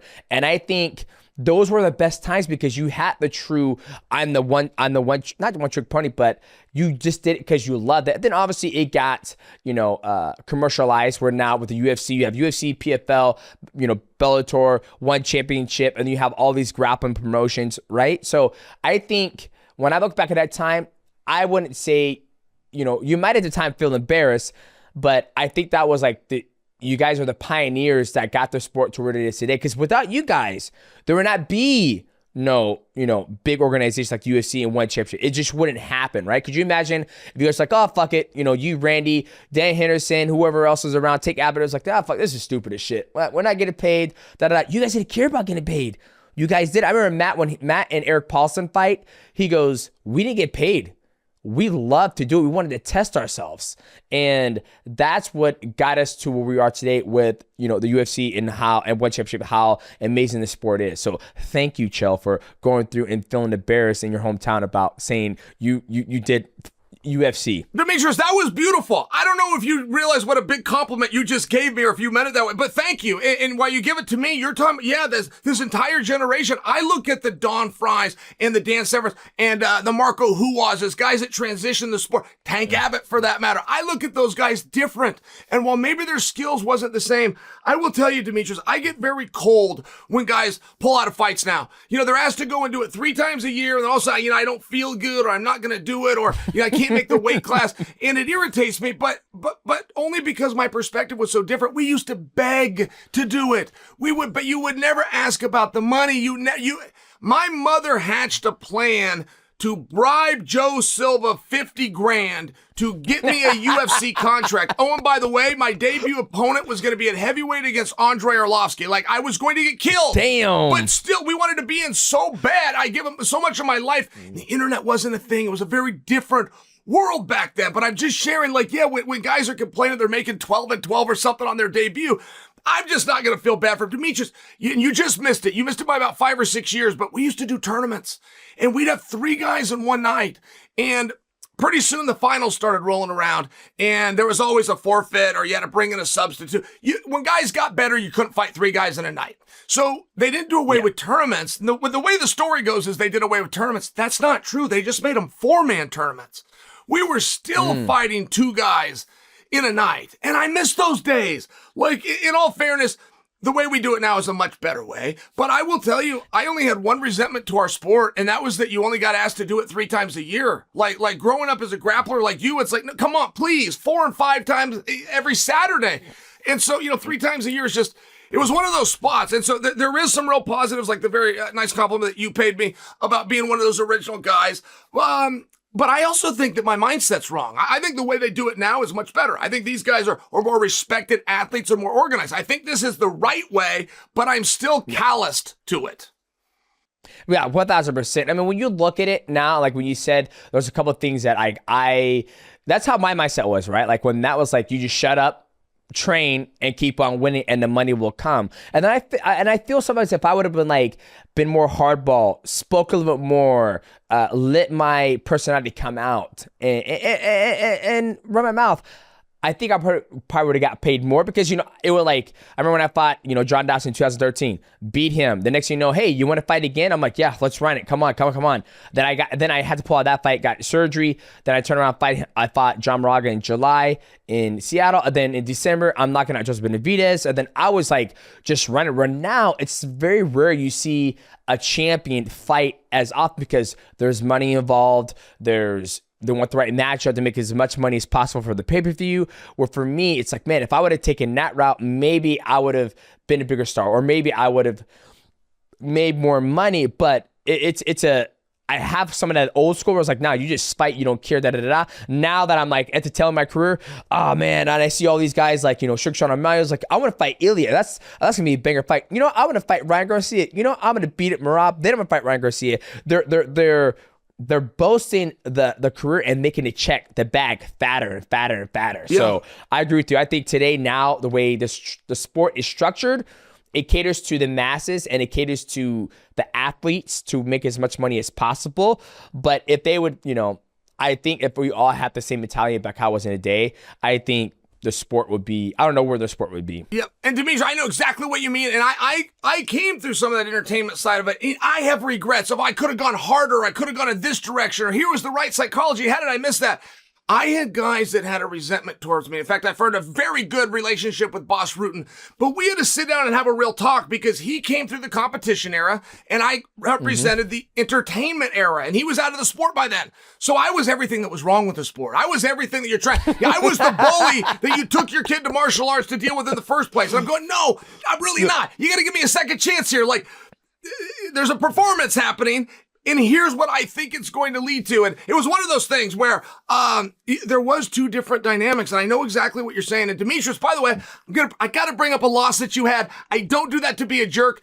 I had more losses in my first career than you had in your entire career. Like, in some ways, it's more interesting to speak about those because they were so rare. But you had the super fight. You had the mega fight. You had the money fight at the wrong time. Demetrius Johnson and Dominic Cruz. You weren't Demetrius yet, and he wasn't Dominic yet. In fact, I want to say that might have even been your last fight at 35, and they created 25, and you came down. I know I'm real close on that. But I remember when you were getting your run, there was people on the underground, which was running our sport at a time, and it's still effective. They were calling for that fight. That was the super fight. It wasn't St. Pierre versus Anderson Silva. It was Demetrius versus Dominic. And I've had this conversation a million times where I told people, it happened. That fight you're begging for, it actually happened. And here's, what was a little different. And everybody has that, though. I mean, everybody has. Maybe a guy beats a world champion, but the guy became world champion 3 years later. You got to beat him on the right day when he's got the belt. It could change the entire story. But yeah, man, and you bring up your John Dodson matches. Oh my goodness, he was so fast. And you were faster than him. Oh my gosh, I remember watching that cage shot. I think it was the one that was on Fox. Oh, you guys were so fast. I couldn't even see what was happening. Dodson was so tough. And I love that you mentioned Joseph Benavidez, because when 125 story gets told, it's Demetrius Johnson and Henry Cejudo. But there's a third guy. Joseph Benavidez deserves to be met. It's the three of you that changed that division, not just the two of you, in my opinion. Yeah, absolutely. I mean, let's take a step back with the Dominic Cruz fight. Yeah, absolutely. I fight at 135, and that weight class was just too damn big at the time where I was at in my life, right? Like, I remember coming home, getting ready to fight Dominic Cruz. I was weighing like 138. And I'm like, well, it is what it is. Where you're fighting a guy who's, at the time, a better wrestler, better at footwork. I can't get to him. I'm trying to kick his head off, right? When I take the way Dominic Cruz moves when me and him fought, and I look at when Chito Vera did to him, same high kick. I've thrown that same high kick in that fight when I fought him. I just missed it. Cheeto landed it. And so I felt like my skill set wasn't ready for that fight at that day. And he was way better. I mean, the man fucking suplexed me 4 times in that fight. So, I mean, what can you say?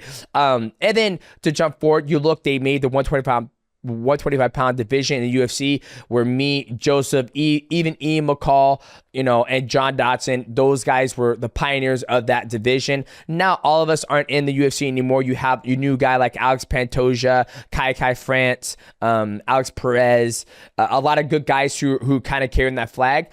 But yeah, and I did have an opportunity to fight for a super fight with TJ Dillashaw, but there are things in their contract. This was the first time I had a leverage that I've asked for in the contract, and we just didn't come eye to eye, and they weren't going to pay me. Like, what's the whole point of a super fight? You're going to get the same amount of pay, right? And for me, that's why I think that fight never happened. But I think me going on and doing 11 title defenses, going to one championship, doing what I did there, kind of cemented my legacy as one of the best in the world at flyweight in America and in Japan as well. And how many in a row is a big deal too? When you got to 12 in a row, that was a really big deal. John Smith from the wrestling era, we've had other 6-time world champions, but John did them in a row. And it's what sets him apart. Everybody calls him the best ever, myself included. It just matters. Those little things that you never think of, these little goals that you were never chasing, but you accumulated on the way. I mean, I really think that that's the part that separates you. And I feel a lot of guys get so close to their own career they can't stand back and see. I'm not sure that you are aware of how we, the community, views you. You're the guy. Like, there's never been a Mount Rushmore ever that didn't include Demetrius Johnson. There's never been a 125-pound ever where you're not the absolute number, not an argument, number one ever. So I think that your humility, though, is what has allowed you to last. I don't think guys in your shoes would go out to a jiu-jitsu tournament that they got to pay $75 to enter. Oh, by the way, they're very likely to lose considering there's weights and that's not what they're fully focused on. I mean, I'm just sharing, like, you have that different mentality, and I think a lot of it has to do with remaining humble. In spite of everything, it seems as though, you know, you remain humble. A lot of guys get big for their britches. You like them or so. They get a little money or a little fame. You can't even stand to be around them. And it didn't happen with you. It seemed like the opposite. The big sponsors, the Xbox 360, they were coming to you. They were looking to attack you. By the way, Demetrius, I got to tell you something. Random thought, but I haven't got to talk to you in a while. Go ahead, I told you the first time I cut class, watched this, went home and told my dad. When I was explaining to my dad what this was, he was convinced without seeing it that I was watching professional wrestling and that I was just being fooled. If I would have brought my dad your matches home, he would have been sure that I was being fooled. You were doing video game style techniques that do not look real. Like, human beings don't do them. I know everybody asked you about it, but when you mat return into an arm bar, like, oh, come on, man. Like, if my dad would have seen that in 1993, he would have been positive I was watching wrestling. He would have been positive it was scripted. Yep. He was like, that shit's fake. There's no way a man can throw him in the air and catch his arm and break it on the way down. Or even that a guy would do that when there's credit. only a few seconds left in a fight that he's dominating. The guy's not going to take any risk. Yep. Well, Demetrius was. See, and this is one thing. Thank you so much for that compliment, man. And that's a thing that I sit back and I think about, like, where the sport has gone from today. Well, excuse me, back when I was fighting, or even you, to when it's today, right? You just said it, like, Max Holloway was beating the bricks off of Justin Gaethje, and then at the very end, he was like, "All right, motherfucker, now I'm gonna really whoop your ass," and he finishes him. And then I was like, "Oh man, Max Holloway, he didn't have to do that." You go back to when I fought Ray Borg. I did the exact same thing, beating up the whole entire time. And I was like, fuck it. I guess I'll just throw you up in the air, catch your arm. Then you look at when Alex Pereira got kicked in the balls, pushes off Herb Dean. Like, Herb Dean, you good, dog. I got this. Ends up knocking out Jamal Hill. Go in the pass. I'm fighting John Dotson, beating him every single round. I get kicked in the balls, and I say, don't worry about this, Herb Dean. There are no breaks. Let's keep on fighting. Now, granted, I didn't go off and finish John Dotson like Alex Pereira did, but it's almost like history repeats itself. But the one thing that we didn't have, well, I didn't have the power of magnitude of social media, how fast things catch fire, how things go viral. And I want to talk to you about that. Like, what do you think is it? Obviously, it's technology, but what do you think it is today that people have done what people are doing now, and people have done what people have done in the past, and they're doing it now, and everybody's like, oh my God, did you see that? I'm like, dude, Chael Sonnen did it, like, 18 years ago or 15 years ago, right? Like, what do you think it is that makes it so go viral? Is it just the technology now, or is it where the sport has gone? I have laid in bed at night trying to figure out that question. There's books written on that. And I mean, it's one of those things where you really don't know. You throw as much out there as you can and hopefully something sticks. The technology is absolutely fascinating. Demetrius, when I was a kid, I would read about guys, heavyweight boxing champions, and some of them only weighed 180 pounds, things like this, but they were the heavyweight boxing champion for 10 and 11 years. But the way you would watch boxing back then, including your opponent, was huddling around a transistor radio. You didn't get to watch it at all unless you happened to be there live. So now you don't have a coach that's breaking it down. You don't have a coach that's rewinding and scouting things. It was a lot easier to hold on to that belt for a decade when nobody knew what they were getting into. I think of Lyoto Machida, but at the time, he was so tricky that if there was no videotapes, I feel like Lyoto would have just kept on putting guys to sleep. You get one shot at this. It was hard to even bring in a workout partner for training camp. that could do some of the stuff he was doing. Stephen Thompson, some of these guys with this unique skill set. I think Conor McGregor might even fall into that. My point being, like, when you bring up technology, yeah, I think that it's really big. And then there's some slippery slopes too. Like Dana White fully embraced social media. He's the one that taught us what Twitter was. He sent everybody for Christmas one year. He sent everybody video cameras, and the next year he sent them the laptop so that they could upload videos. And I'm just sharing. There was paid incentives for whoever could get the most Twitter followers per quarter. NBA, meanwhile, at the exact same time that Dana was doing that, begged their players, do not download this app. Do not post and do not go on there. So it was a very different thing. Dana went against the grain a number of times. And the accessibility of his athletes to the audience was extremely unique and still is. That's still not one that all organizations are willing to embrace just because they know of the risk that could cause. And MMA really made it as far as it did, a large part because of the accessibility. Because, as you're an everyman. The crowd could really relate to you. There you are, there they are, you're walking out. What's the difference? It was one of those things in MMA, like when you study the history of it, there's a few things that we did different. Yep. Well, and this gives the viewers a little context about what Chell just said. So when Twitter and Instagram and Facebook first came out, the UFC would, I talked about in one of my recent videos about UFC Fighter Summit. He would bring us there and say, you guys need to build your brand. It's free. It costs you nothing. The more people want to see you fight, the more money you're going to make because you're going to make money in pay-per-view points, et cetera, et cetera. If you became a champion, you become a partner. I've done a video on that already. But the UFC was very good about doing that. And then, yes, they'll send you laptops. And then they will give you incentives. I think it was like quarterly incentives. Like whoever had the most traffic in their thing, it would be like, first person will get $25,000. It'll go like $12,000 and then $5,000 and maybe, $1,000. So they give us a lot of incentives to talk about the fights and boast it. And they kept on doing it I think it lasted for maybe a year or 2 years. And then, fast forward to what it is today, I think they've seen the payoff of them slowly, investing in telling the fighters to do that. Like, I'll never forget at the UFC Fighter Summit, they pulled up a picture of Cain Velasquez. I was like, you see this man? This man is Mexican-American. We are trying to break into the Mexican market. So we want this man to do very, very well. You need to follow this man's footsteps and trying to get your community behind you. That way it brings more eyeballs to the sport. And at that time, they were trying to break into the Mexican market, the Latino market in the UFC. And Demetrius, that was such a foreign concept. I remember that meeting. I know everything that you're talking about.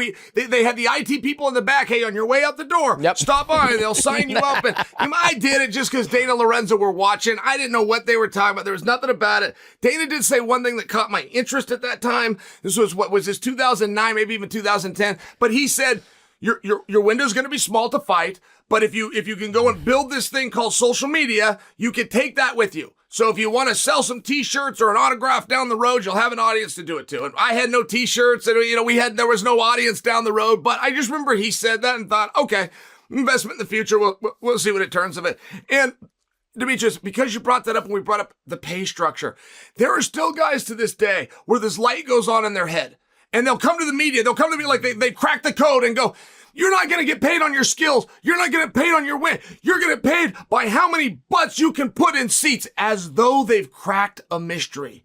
I remember the day that I had it too. I remember the day thinking, I've got this big revelation and I know the secret that Dana and Coker are keeping from all of us. No, they were never keeping it from us. In fact, the pay structure of MMA doesn't go Dana White, Scott Coker. It goes Dana White, Joe Rogan. So, who's never thrown a punt. Like, the words matter, and we should know that. And you brought up that pay for Twitter. I won that twice, and it was $5,000. And $5,000 when you're not owed it, oh my God, that is so much money. It's the most exciting thing. Demetrius, I never threw a punch. I tweeted out some words. I fought Babalu Sabral. I got $2,000, and we had to pay our own medicals. My check was $100. I kept that check to this day. It was pinned up on my refrigerator. It said UFC Ultimate Fighting Championship or Zuffa, $100. And I kept that as a motivation forever. But could you imagine? You send out a tweet, you get $5,000. You fight Babalu, you get $2,000. Like, there's a real lesson there. Words matter. Attention matters. They gave us all the clues, Demetrius. We just didn't quite see it as fast as they wanted us to. Yeah, that's crazy. Like I always tell people, I always tell my friends and my wife, I was like, any check I can get without getting punched in the face is a good check. It's a good check because I'm getting paid for not, me being in the gym, training hard and fighting, but by me being a personal person and going to shake some hands and doing whatever it may be, meet and greet, a seminar. Because when I do seminars, I'm not getting punched in the face. I'm teaching a passion. I'm sharing my passion with fans and other martial artists. And I agree with you. And this is where it leads for my next segue about you, Chael, is you have been able to transition from, not a whole lot of people have been able to do it. Not a whole lot of people have been able to do it. You have been able to transition yourself from a professional athlete to one of the best analysts, one of the best content creators on YouTube. You hold no allegiance to nobody, right? You talk about karate combat. You talk about boxing. You talk about whatever it is on your mind, whatever gets the West Side gangster thinking. You talk about. Talk me through that navigation, that game plan. Like, what made you do it? Like, now I'm almost at the same thing where I talk about whatever the fuck I want. Right? Like if it intrigues me, I talk about it. If it's not, I don't talk about it. But you talk about you having the merchandise. Now, the producer, Michael Wandsworth, he's got a Dynasty hat on that you started with Ariel Helwani, the good guy, the bad guy. Talk me through this process. What made you go down this route of being the best analyst and content creator in the game? I got to tell you that, man, I really appreciate that. One thing about sometimes a broken clock is right twice a day. Sometimes you get it right and then you rework it. Like every business book ever written is a guy reworking history to act as, I knew if I did this. And I was like, that's not what happened. You put yourself in a position and it turned out to work out. And that was kind of I just wanted to be involved. And in our sport, it is so hard to participate if you're not throwing the punches or having the punches thrown at you. So I was just trying to be involved. When I started a podcast, I thought it was 2 words. I thought it was pod space cast. That's how little I knew about it. Voice only, Demetrius, never even thought about putting it on camera, doing anything like that. So it was one of these things that just evolved, and I still haven't got to where I'd like to be. Like, Joe Rogan is, of course, the master because he makes the most amount of money. But one thing that Joe can do, man, it doesn't matter if he's talking about cage fighting. It doesn't matter if he's talking about the moon landing. He can go in any direction, and there's not very many people that can do that, myself included. I've tried a little bit, and I can do boxing, wrestling, fight, but it kind of has to be that. I've tried to do movie reviews and food reviews, and it's not what people want me for. They want me to kind of talk about combat, and that's okay. I feel like I'm broad enough that I always have something to say, but I mean, there is really an amazing thing. I'll go back to Rogan, but there is an amazing thing that he can talk about anything with anybody and get people to listen.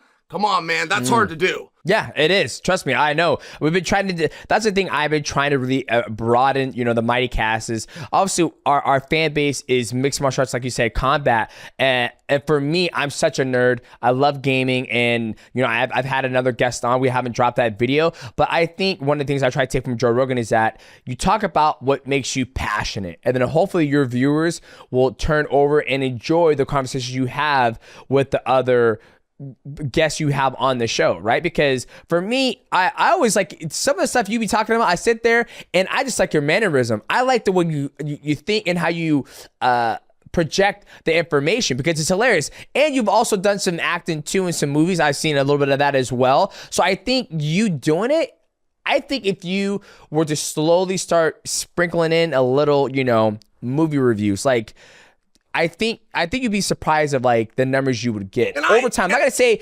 overnight you're gonna have a million views on the video or on the podcast or the downloads, but I think think about it. How long did it take you to build your YouTube to where you first started to where it is today? How long did it take you? 5 years. 5 years to have something that you could actually count on that people are going to listen to. By the way, I got to give you disclosure here. So your producer, Michael, kind of told me some of the things he'd like to see for today because you have a high quality show. Bringing a dog to set would not be on Michael's list, but I must explain. Demetrius, I have 2 dogs, and I've only had 3 in my whole life. I lost my first one, and the second dog I got speaks English. This guy knows like 18 or 19 words. You can tell, and he will do it. And I mean, right away, you open the car door and you tell him get in, or you tell him get in. He just knows what to do. So I got the same breed. And that was a coincidence, but I ended up with the same breed. And this little girl is still a puppy. She's 10 months. she doesn't know the 17 words. She doesn't know 7 words. She doesn't know, but she's had to learn from the other dog. So now I'm taking her alone, just her and I one-on-one. This only started 4 days ago, but I am seeing improvement. And, so I think, if I can get her to listen to me as opposed to watching the other dog listen to me, this is my thought. I'm not a wonderful dog trainer. I've only had 3 dogs. But I'm trying, and I wanted you to know why I have Miss Rosa popping into our shot a little bit here. She's very sweet, but she's very shy, and she's still learning a little bit. Hey, by the way, did you get called out? Did you get called out by Mikey Mussolini? Somebody challenged you to a grappling match, and you put him over. You actually go, oh man, that dude's awesome. But was that Mikey? Yeah, that's Mike Misimichi. He did call me out. He wanted to do a grappling match. And me and Chacha, we actually talked about making it happen. We couldn't come to terms on the contract because for me, it's a business. I look at now when I fight and I compete, I look at it as a business. If it's something I don't truly want to do, it's a business. It's a business opportunity for me, business opportunity for the company. And so we just shouldn't come eye to eye with that, especially as me with my mixed martial arts. Now, when I do Brazilian Jiu-Jitsu and IBJJF at the tournaments, that's something I want to do. That's something I want to try. I get excited, as we said earlier before we started the show, I get excited going to a tournament, seeing my name in a bracket, and there's 45 people in the bracket, and there can only be one champion. Only one. That excites me, and just the gauntlet and the grind, which Mikey Misimichi, all the great grapplers, Marcus Buchecha, all those guys, the Rotolo Bros, they've already done that stuff. Right now, they're starting to compete on the biggest stage of grappling in one championship, where I've been doing that since in 2010 when I fought for WEC, UFC, and one championship. Now it's like I get to go back and do my jiu-jitsu tournaments where it feels like I was in high school going to a wrestling tournament and wrestling 6 dudes and be like, oh, I'm the champion. I prevail over 45 people. So the fight didn't come to materialize, but he's still young. I'm still young. It could happen down the road, but we'll see. I don't budge on my numbers, so we'll see what happens. He clearly was very wise for calling you out. If he got your attention to the point that we're talking about it 2 years later and you had a meeting with Chaudhry, like that was a smart move by Mikey then. Right? I mean, he's calling out the guy. You don't generally call out somebody from a lighter weight class. I mean, there was a little bit of risk there. So good for Mikey. Hey, I'll tell you what, one championship has a chance to save grappling. I mean, grappling is one of those things you and I love it, some other people, but they are bringing the spotlight. They are bringing the incentive. It's really a cool thing they're going. You talk about tournaments. I did them my whole life. I took them for granted. I never saw the guy in the mirror and was proud of him. Like, that's just what you did on Saturdays. But now that I am an adult, particularly a father, there is something so special about a tournament. I watch these guys, Demetrius, that won't go out there and do a fight that's 3 months away. And I think, but wait a minute, in a tournament, we don't know who we're going to have because we don't know who else is showing up. Oh, by the way, once we do know who showed up, 40 minutes later, you're getting a brand new guy till you go through 5 or 6 of them in a row, and you don't know who that's going to be. You don't know how you're going to do. You don't know what they're going to do. Are you going to this side of the bracket? It's one of those things. And there is a massive courage. I never saw it. I never credited myself or you or anyone. Tournaments is what you do on Saturday. There's a massive courage to going into a blind tournament. Oh, by the way, not only are you giving up your time, you're the one paying to enter. There is a massive courage to that. And guys, grapplers and wrestlers and jiu-jitsu guys, man, I wish they got a little bit more praise because I think they deserve it. Well, not just praise, but more money. I think, Craig Jones, he's been really advocate for this. Like, I think he's about to do a tournament that's going to pay $2 million. Oh, and I'm not too sure about the whole logistics of it. I want to talk to him about it, but I agree. I think the jiu-jitsu scene. I got to hear more. One night tournament? I don't know. I got to find out more. I follow him on social media. Sure. I've been going back and forth with him, but he was like, for him, he's like, why are all the promoters making all the money when people are coming to see us grapple? He goes, it doesn't make sense. He goes, we need to be making more of the money. Kind of like in mixed martial arts. Right? Like we always talk about you look at, the pay stub of what the UFC makes or an organization, and it's like $4 billion this year, and you look at what the athletes get paid, it's like maybe not even 2% or whatever. Like he's kind of taking that lead in the jiu-jitsu where he's like, dude, like us athletes need to start making more money. He goes, why does it make sense? And that's why he's doing this stuff with the Karate Combat, and he's doing who's number one and all these other ones. He's basically going around being in my eyes, a nomad where he's like, I'm going to fight here and make 20 G's. I'm going to fight here and make 10 G's. I'm going to fight here and do this and this instead of, signing up. So I'm going to find out. I want to talk to him more about it, but I agree with you. I think jiu-jitsu practitioners need to get paid more money, and I think One Championship is doing an amazing job setting the forefront for that, because the Rotolo brothers, Makami Michi, Shinya Aoki, there's a lot of guys who are making good checks over there just grappling. I name dropped earlier that I was the promoter for John Jones and Dan Henderson, but one thing about that, when I got into grappling, and Craig Jones, I feel like maybe I was one of the guys that helped to discover him. He went on to be our big face of Submission Underground, including during COVID. The number 2 watch grappling match of all time. Number 1 watch is the final match between Buchecha and Hodger Gracie. They ended up doing a gi match. But the number 2 match ever watched was Craig Jones versus Vinny Magalhaes. It was the first sporting event when COVID hit. It was the first period, tennis, golf. It was the first sporting event back. So they had a couple of things that helped them, but I'm just name dropping Craig Jones. One thing about him, when I would go to those events, Demetrius, it was the most family friendly. You'd have grandma and she brought her kid and they got the grandson bouncing on the knee. There was no tension. These guys weren't nervous and pacing downstairs and slapping themselves in the face. It was a very different attitude. It was wonderful, quite frankly. But it surprised me because I'm going, wait a minute. Do you not understand the rule set? This is the most vicious rule set I know. You're only encouraged to do 2 things: strangle a guy unconscious or break something. You're not encouraged. There is nothing else you're encouraged to do. There's no 10-9 must system. There's no doctor that's getting this is vicious. These grapplers that go in there, oh my God, this is vicious stuff, particularly the way that Craig Jones plays with all that leg stuff and the ankle manipulations, coming through John Danaher. When you talk about the threat that they're taking on and the courage, I am with you. And it's not understood. It's not appreciated. If it was, I think it would be paid more.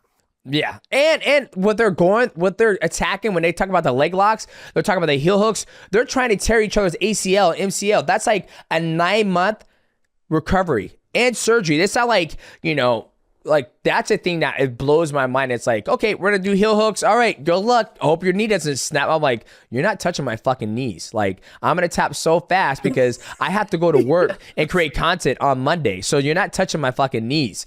It's just crazy. And I think those guys, I think eventually if you look where the UFC started, not UFC, but mixed martial arts in general, 1993, it's the infancy stage. You jump, we're 21 years. Am my math correct? Yeah. 21 years. Now athletes are starting to make, really, really good money, like life-changing money. So I think jiu-jitsu, even though jiu-jitsu has been around a lot longer than mixed martial arts, I think commercialized, it needs more. And I think it will get there eventually, especially if athletes start talking about it. And, my black ass is paying to go compete at IBJJF. So we'll see. Demetrius, finding out the gap between 2024 and 1993, that's impossible to do. That can't actually be done. But there's going to be people in the comment section that are going to argue it's 31 years. So let's just get that out of the way before they start doing. Now, no one knows. No one knows for sure. That's going to be debated till the end of time. But there's some people that are going to think we missed a decade there. Yeah, my bad. My math is off. Hey, I've gotten 5 hours of sleep. I just literally got home. The time of filming this stage, I literally just got home from Hawaii, and I traveled with 3 kids. We took a red eye, and so imagine that, flying home. 4 to 5 hours of sleep. You get home, get on pack, had to set up all this beautiful light for chill Sunday. So I apologize if my math was off a little bit. Okay. Picture you as about 5-hour guy. What's your number? If you have no kids, what's your number? Oh, 8 hours. Oh, really? 8.5 hours. See, oh I my am God. Too. And you don't get to choose that as a person. God chooses that. My number's higher too. I wish it was small. I wish I was 5-hour guy. Yeah, my wife, she could do 5. She could do 4. She'll go to bed 10 o'clock at night, wake up at 4:30, go to the gym and fucking run 5 miles, lift weights for 2 hours, sit in the sauna, come home. All right, you got lunches done, baby. Let me get these kids to school. Me, I'm like, don't fuck with my sleep. I'm going to bed at 10 and I'm waking up to 7:30 or 8 o'clock. Do not disturb me. But last night, I didn't have that option. What is happening, Michael? By the way, we're old friends. We actually go back. Michael, nice to see you. No, Chill, like you said, old friends. Aaron the bad guy had to represent today. Beautiful. And I also wanted to give you a chance to plug for my old ESPN friends. You got a new ESPN show. It is good guy, bad guy. What is it like having DC as a co-host instead Yes. of Ariel Helwani. Yeah, well, I wouldn't accept that. When I accepted that job, I thought it was called Bad Guy and the Other Guy, like the Chael Sonnen show, and then, I have Daniel as a guest. Apparently, he's like an equal partner in it, which I didn't know, but thank you for giving his it's pronounced Cormier. Cormier, he was a UFC fighter at one time. This guy, he was a pretty good wrestler. And thank you for bringing that up. But what was the question? Oh, what's it like? Hey, I like it over there, man. I was telling Demetrius earlier, but it's hard to participate in fighting without fighting. And I'm a fan. I was a fan in 93 when it started. My career will end as a fan. And if I can be part of the discussion, man, I consider myself very lucky.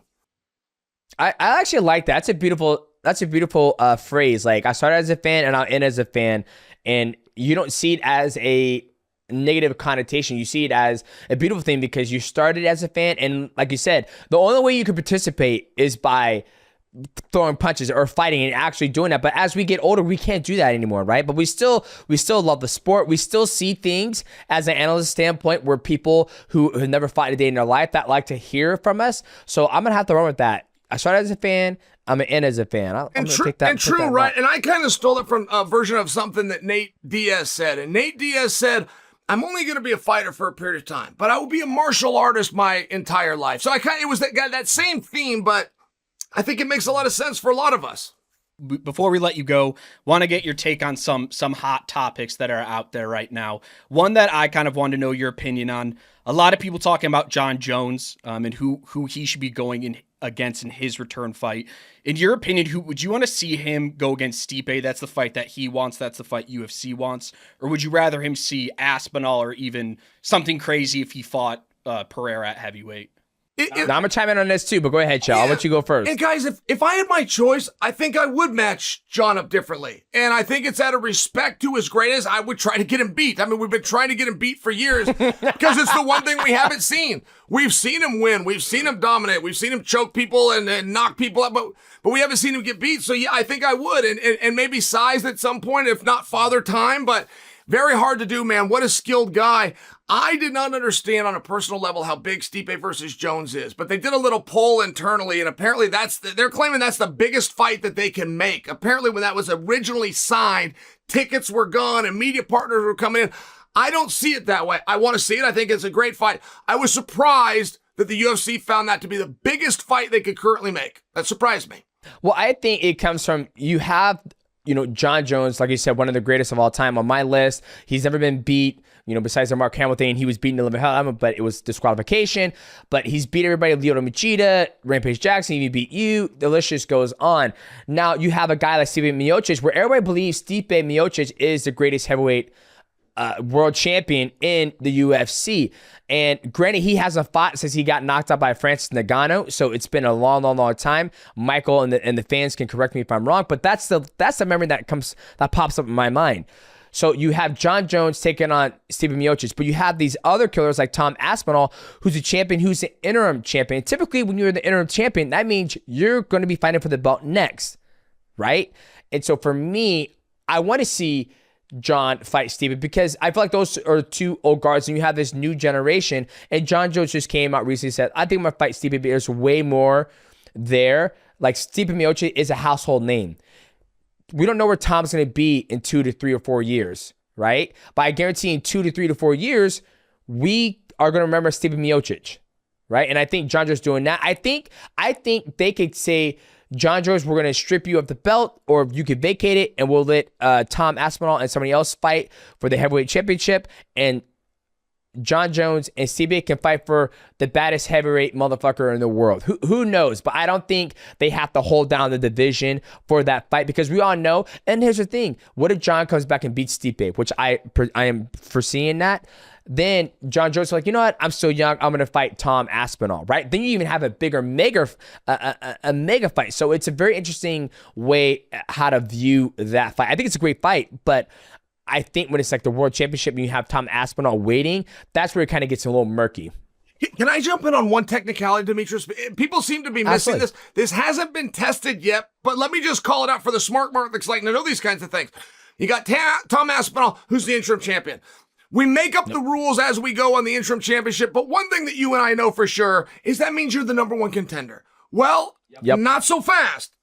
We're now going to have an interim champion not facing the undisputed champion. Why keep him? Why keep John with the belt, or why keep Tom with the belt? Well, here's the answer.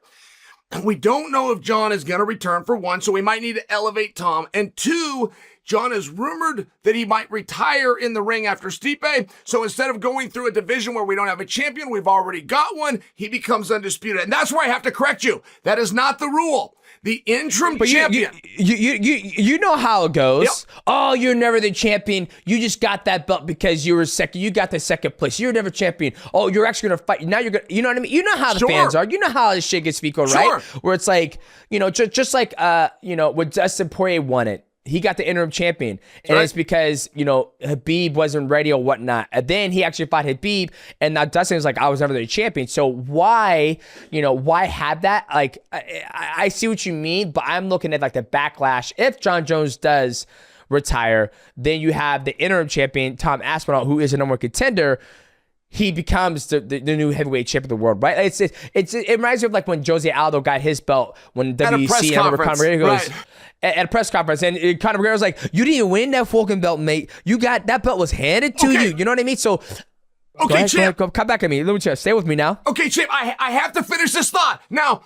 People believe, all right, let's just paint a scenario. Tom Aspinall's in the front row. He's the interim champion. John Jones and Stipe go fight. John Jones takes the microphone, says, I'm retired. Boom. Aspinall now elevates. John Jones says, I'm not going to retire. And you've got interim champion versus undisputed champion. Wrong.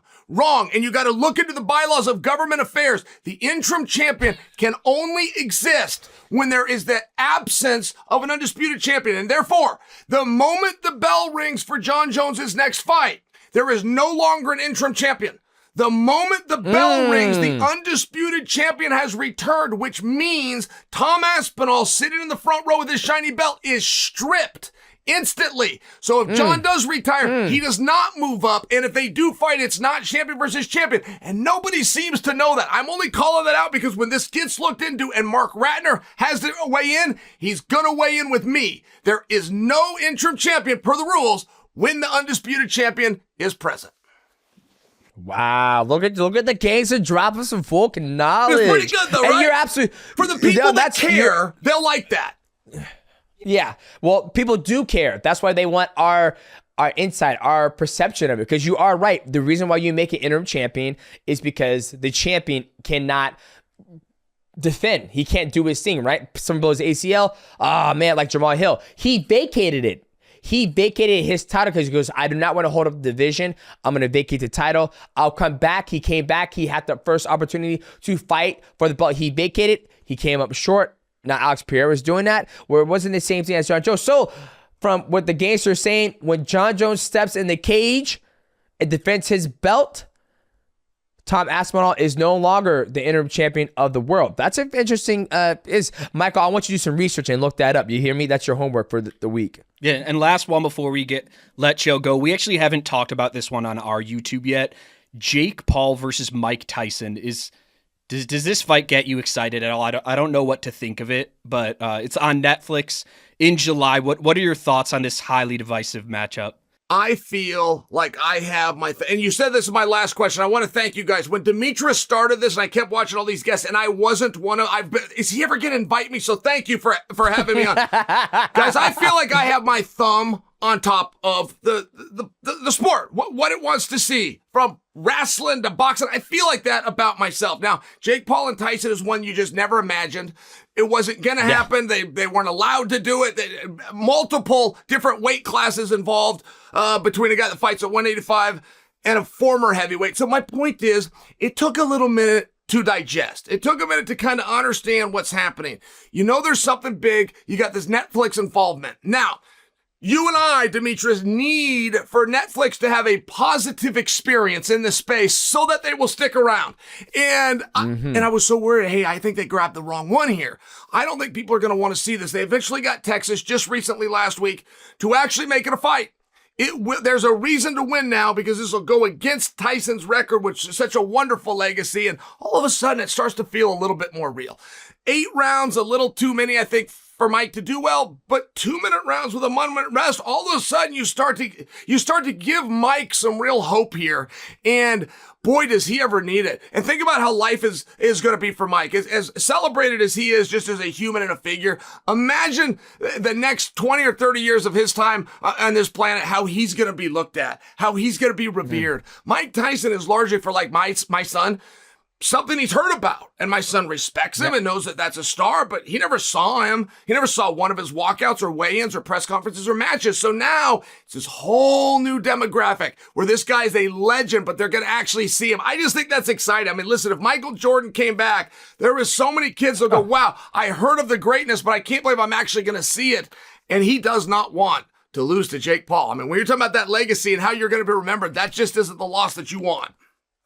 Yeah, I agree with you. My best friend, one of my brothers, texted me. He goes, man, I don't want to see one of my heroes growing up watch box get knocked out. And I was like, wait a minute now. You're talking about Mike Tyson. Mike Tyson just fought Roy Jones Jr. He did a great job. He even did that fight high, if I heard him correctly, and he looked damn well good. He's training with some good coaches, and I think Mike Tyson's still got it. He's going to come out there and he's going to surprise us, and I'm happy. I'm shocked they made it an actual fight and sanctioned it. I think the only thing I'm worried about is Mike Tyson's health. Getting hit in the head at that age is never the best thing to do. But hey, I think Netflix is smart getting in the business. They had their first live stream with the Cat Williams. I watched that live, and it went very, very well. So let's see. I'm super excited to see how it turns out, man. I'm pumped for it. See, me too. And Demetrius, I think normally you and I would be haters on something like we're MMA guys and this is boxing for one. And then you got this YouTube star. It's like, no, we actually have an open mind here. They're very smart with the rules. Netflix and the business standpoint, that kind of adds an element. Let's stand back and see what happens. I'm with you. I've been invited to a party for that. Now, I believe the date is July 20th, but Coach T. Cantor invited me to. I have not been invited to a fight party in about 5 years. So the fact that this is the one where a guy's planning this in advance and it's a potluck and my wife and I got to bring this special dip. I mean, I'm just saying that hasn't happened to me in about 5 years. So there's part of the population pretty into this match. Boom. Well, you heard it from the gangster. Ladies and gentlemen, thank you so much to our guest, Chael Sonnen, for coming on here. Is this embarrassing? That's not good. That's a fat guy shirt right there, right? I'm sweating while just sitting here talking to you guys. I was watching that form, and I was even going to grab and act like, oh, no, I spilled on myself to blend it with the audience, but I didn't get to it in time. All right, fine. It's hot in this room.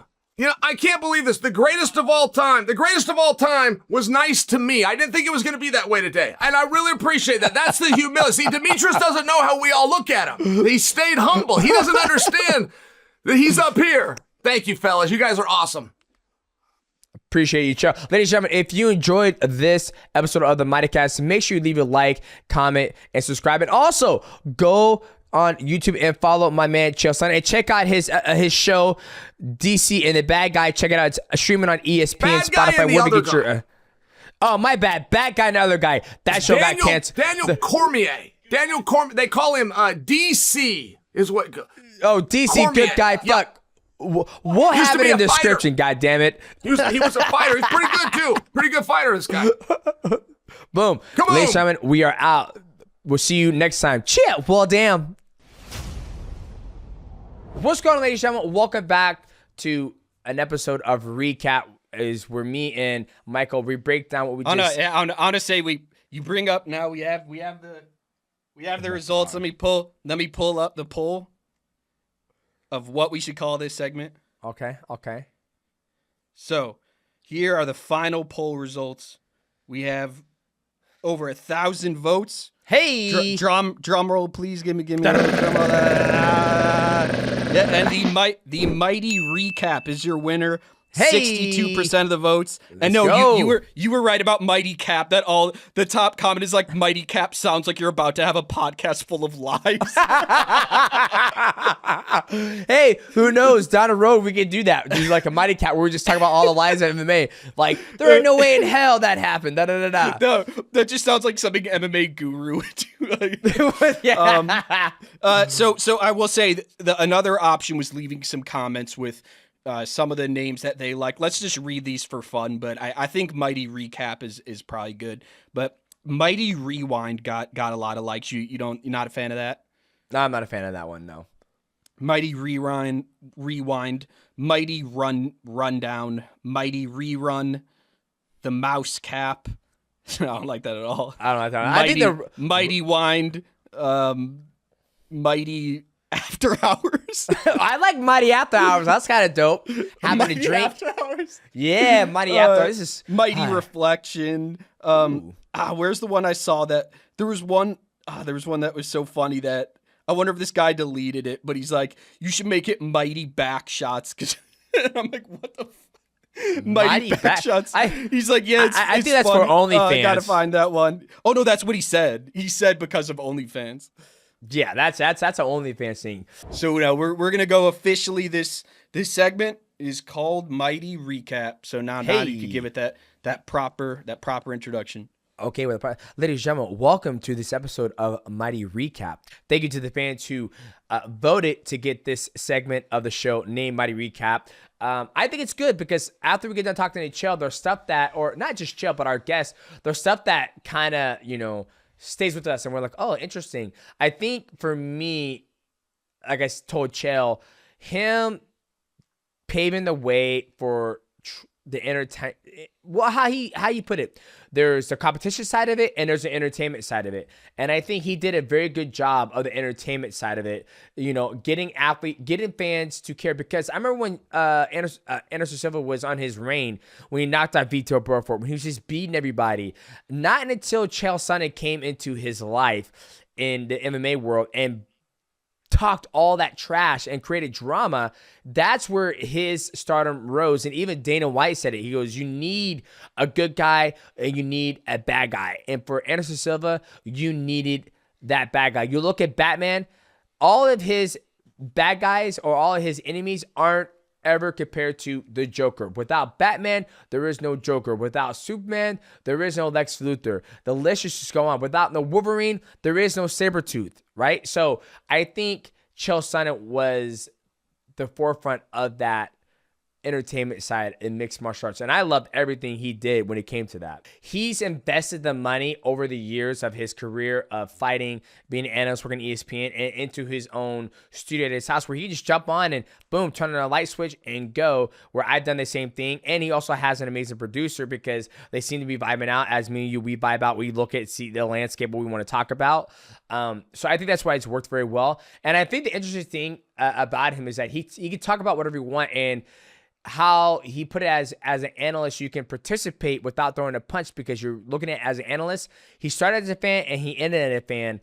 And I think he has the gift of gab. When he gets behind a mic, he can just he can just cook. Just let him cook and you're going to be entertained. And I've always been entertained. Big fan of his YouTube channel as well. And his show with Daniel Cormier. I can't believe I got that wrong. I thought it was good guy and a bad guy. Or it's DC. So it's good guy. I think to be honest with you, I don't even know if he knew the correct name of the show, but it's good. It's good. It's good guy, bad guy. Check that out on ESPN MMA YouTube, also on ESPN Plus. Still got a lot of friends out there, and I think it's really cool seeing DC and Chael together, because it's something I always wanted to see. Because remember back in the day when Ariel was at ESPN, yep, he had the Ariel and the bad guy, but then he also had the DC and Helwani. So it's kind of combining both those worlds. So I love the Ariel and the bad guy, because Chael Sonnen had the entertainment side of it, where you had Ariel Helwani. He loves the entertainment side, but he's also a big fan of the competition side as well, where he wants to see, the competition play out over the entertainment side. So I felt at that time when that show was going on, it was magnificent, because you had those guys actually getting arguments. Like it's almost like that Skip Bayless versus Shannon Sharp dynamic duo, where Skip Bayless would get hella pissed off when he said, you're not one of the greatest of all time. He goes, how you gonna say that? Huh? You never played a day in the life of football, and you gonna sit here and just disrespect me? He goes, I'm not disrespecting you. I'm just telling you how I think. He goes, I'm about to whoop your motherfucking ass. That's what's about to happen. John has made it very clear he doesn't want this fight. Stop it. He's also made it clear that he will. Stop it. No, excuse me. He's made it clear. Excuse me. I got to finish the thought before you disagree with it. He's made it very clear he does not want this fight. But I think for Chael to have an amazing career, and then not, he was never a world champion in MMA. Excuse me, he was never a world champion in UFC. But I think for him to be able to take his career, like you look at all the guys, I'm a big fan of this, and I'm always a big advocate for it. Excuse me, is that when you're done with your career, while you're in your career, build your brand. That way, when you stop, competing or whatever it is you're doing, you can still monetize or still be part of the discussion. And I've taken a huge inspiration from him, Joe Rogan, about building this podcast. And once again, thank you to the fans who tune into this episode and all the episodes in the YouTube channel. We're doing our best to expand the brand and to get some other guests on here that just aren't in mixed martial arts. We got a great gamer, Asmongold. I'm talking to Donut Operator right now. We got a lot of stuff in the pipeline, and I just want to take time and thank you guys. And Chelsea has done a good job, like he said, Michael, paving the way for us to have a platform as MMA guys to speak our create a channel. And shout out to Chell for doing that, man. And ladies and gentlemen, if you enjoyed this part of the Mighty Recap, please leave a like, subscribe. Also, hit the bell to know when we drop another one. And comment down below, what part of this podcast surprised you the most? For me, I would say his upbringing when he skipped school, told his dad, got the VHS, and now is kind of his entry into mixed martial arts. I've heard about the stories back in the day where there was no coach, kind of like with Misha Tate, there was no coach, but there was somebody above them, where here, there was no coach because it was just brought up to 1993. And yes, ladies and gentlemen, I did horrible math. It wasn't 21 years. It was 31 years. My apologies. And as always, I am your host, Demetrius Johnson, my co-host, Michael Wansover. That shit, my camera's gonna die, so. All right, Michael, go ahead, close it out. Close it out, Michael, go ahead, do it.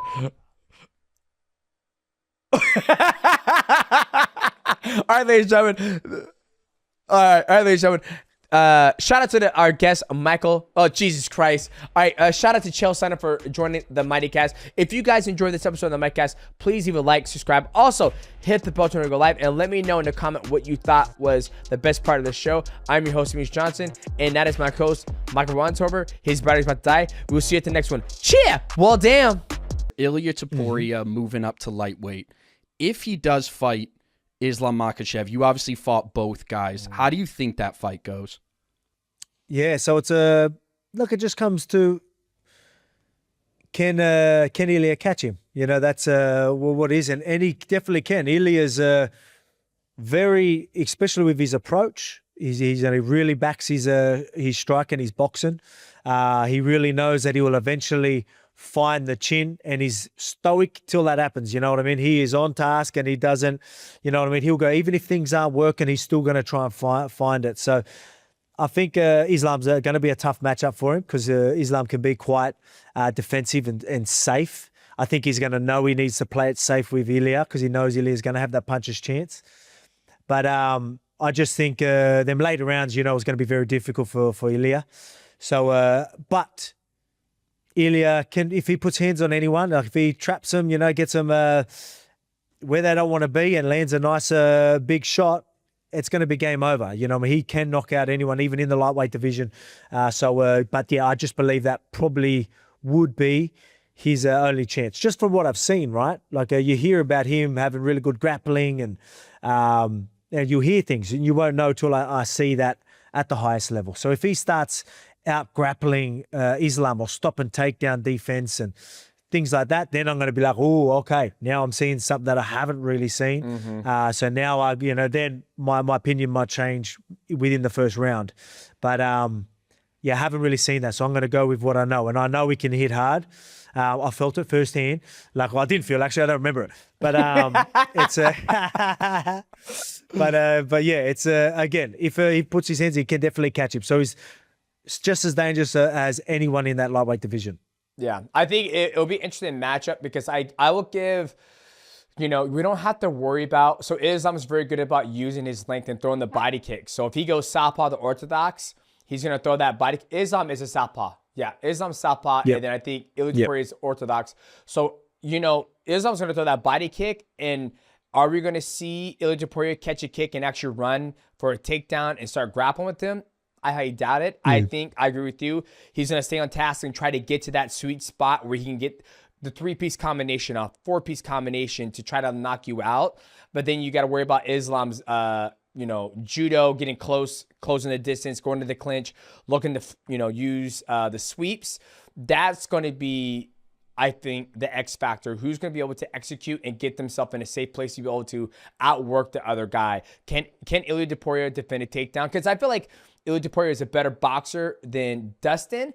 Does he have more power than Dustin? I'm not sure. We saw what Islam could do against a good boxer when it comes to Dustin Poirier. You know, it took him a while to get to that, you know, take him down, get the choke. It's going to be a sick fight. But when you look at what Islam's been able to do to some of the best strikers in the division, it's like, what can Ilia Poirier show something that's different? But here's the shitty, it could be a shitty thing is that if Ilia goes up and he fights for a number one contendership fight, which I think he should fight, you know, maybe Charles, somebody, and then Islam fights somebody else, Islam can leave, you know, the division, and we might never have that opportunity to see Islam versus Ilia Poirier because Islam has stated that he wants to go up to 170 and try to win the belt there. So there's a small opportunity that we might not, that there's a potential we might not even see this fight just because they both want two different things. There's a couple of things I want to touch on because you bring up two good points.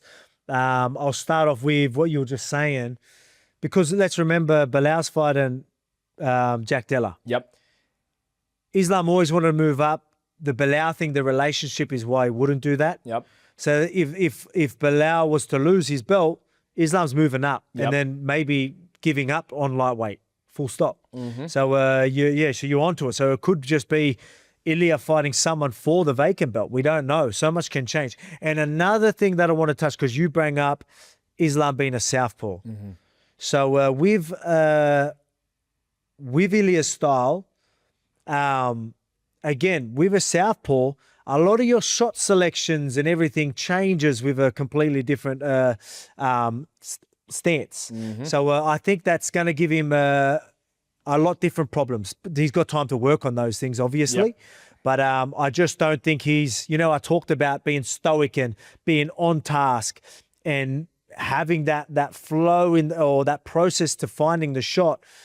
I think I will say this, I feel like he's a lot more effective on orthodox than southpaws. I'll say that. Yeah, I'll say that now. You're saying Ilia Poirier is more effective against orthodox than southpaws? Or you saying... Yes, even from little... Yeah, okay. Yes. Yep, yeah, I agree. I feel Ilia Poirier fights better when he fights orthodox because that's what you get used to seeing when he fights somebody who's southpaw, because that's one of the things that Islam did to you. He threw that body kick because you're shorter, right? Like even when I fight guys who are taller and they go southpaw and they throw that body kick, I'm like, fuck, I can't get to him. If they throw the body kick correctly, right? If they throw it like, you know, a whip, you're going to be able to get to him. But if I throw like a Muay Thai, like a boom, and drive my knee across your forearms, it's like there's no opportunity for you to counter.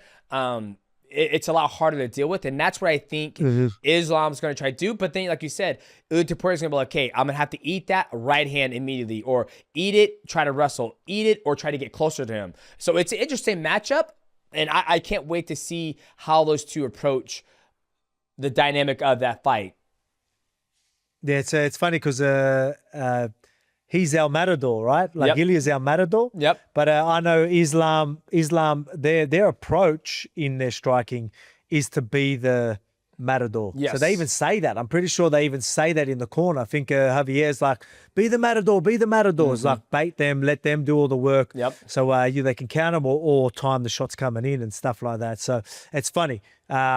Islam's really good at playing their El Matador, where you know, Ilia Poirier is different. Name, but Ilia's going to be the bull. Exactly. I think Ilia's always been the fucking bull. Even when he fought you, when he fought Max, when he fought Bryce Mitchell, he's always coming, and that's why I think it's so hard to fight. Because even when I don't fight anymore, but I'm like, okay, where do you beat a guy like Ilia? Where do you beat a guy like Volk? Where do you beat all these guys?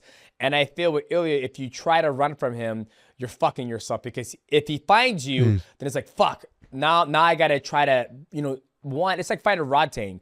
If you ain't got a chin and you can't, good luck trying to beat Rodtang in a striking battle, right? Because he just has chin and he has the power. So I feel like Ilia, he's got it, you know, his chin hasn't been tested. I feel like it's been tested, but he's willing to give a shot he takes a shot to give his own shot. And I feel like those are always the hardest guys to fight, in my opinion, with my structure, my skill set, because the motherfuckers, they could just keep coming. Like when I fought Rodtang, I hit him as hard as I could, and he just kept on fucking coming. I was like, great.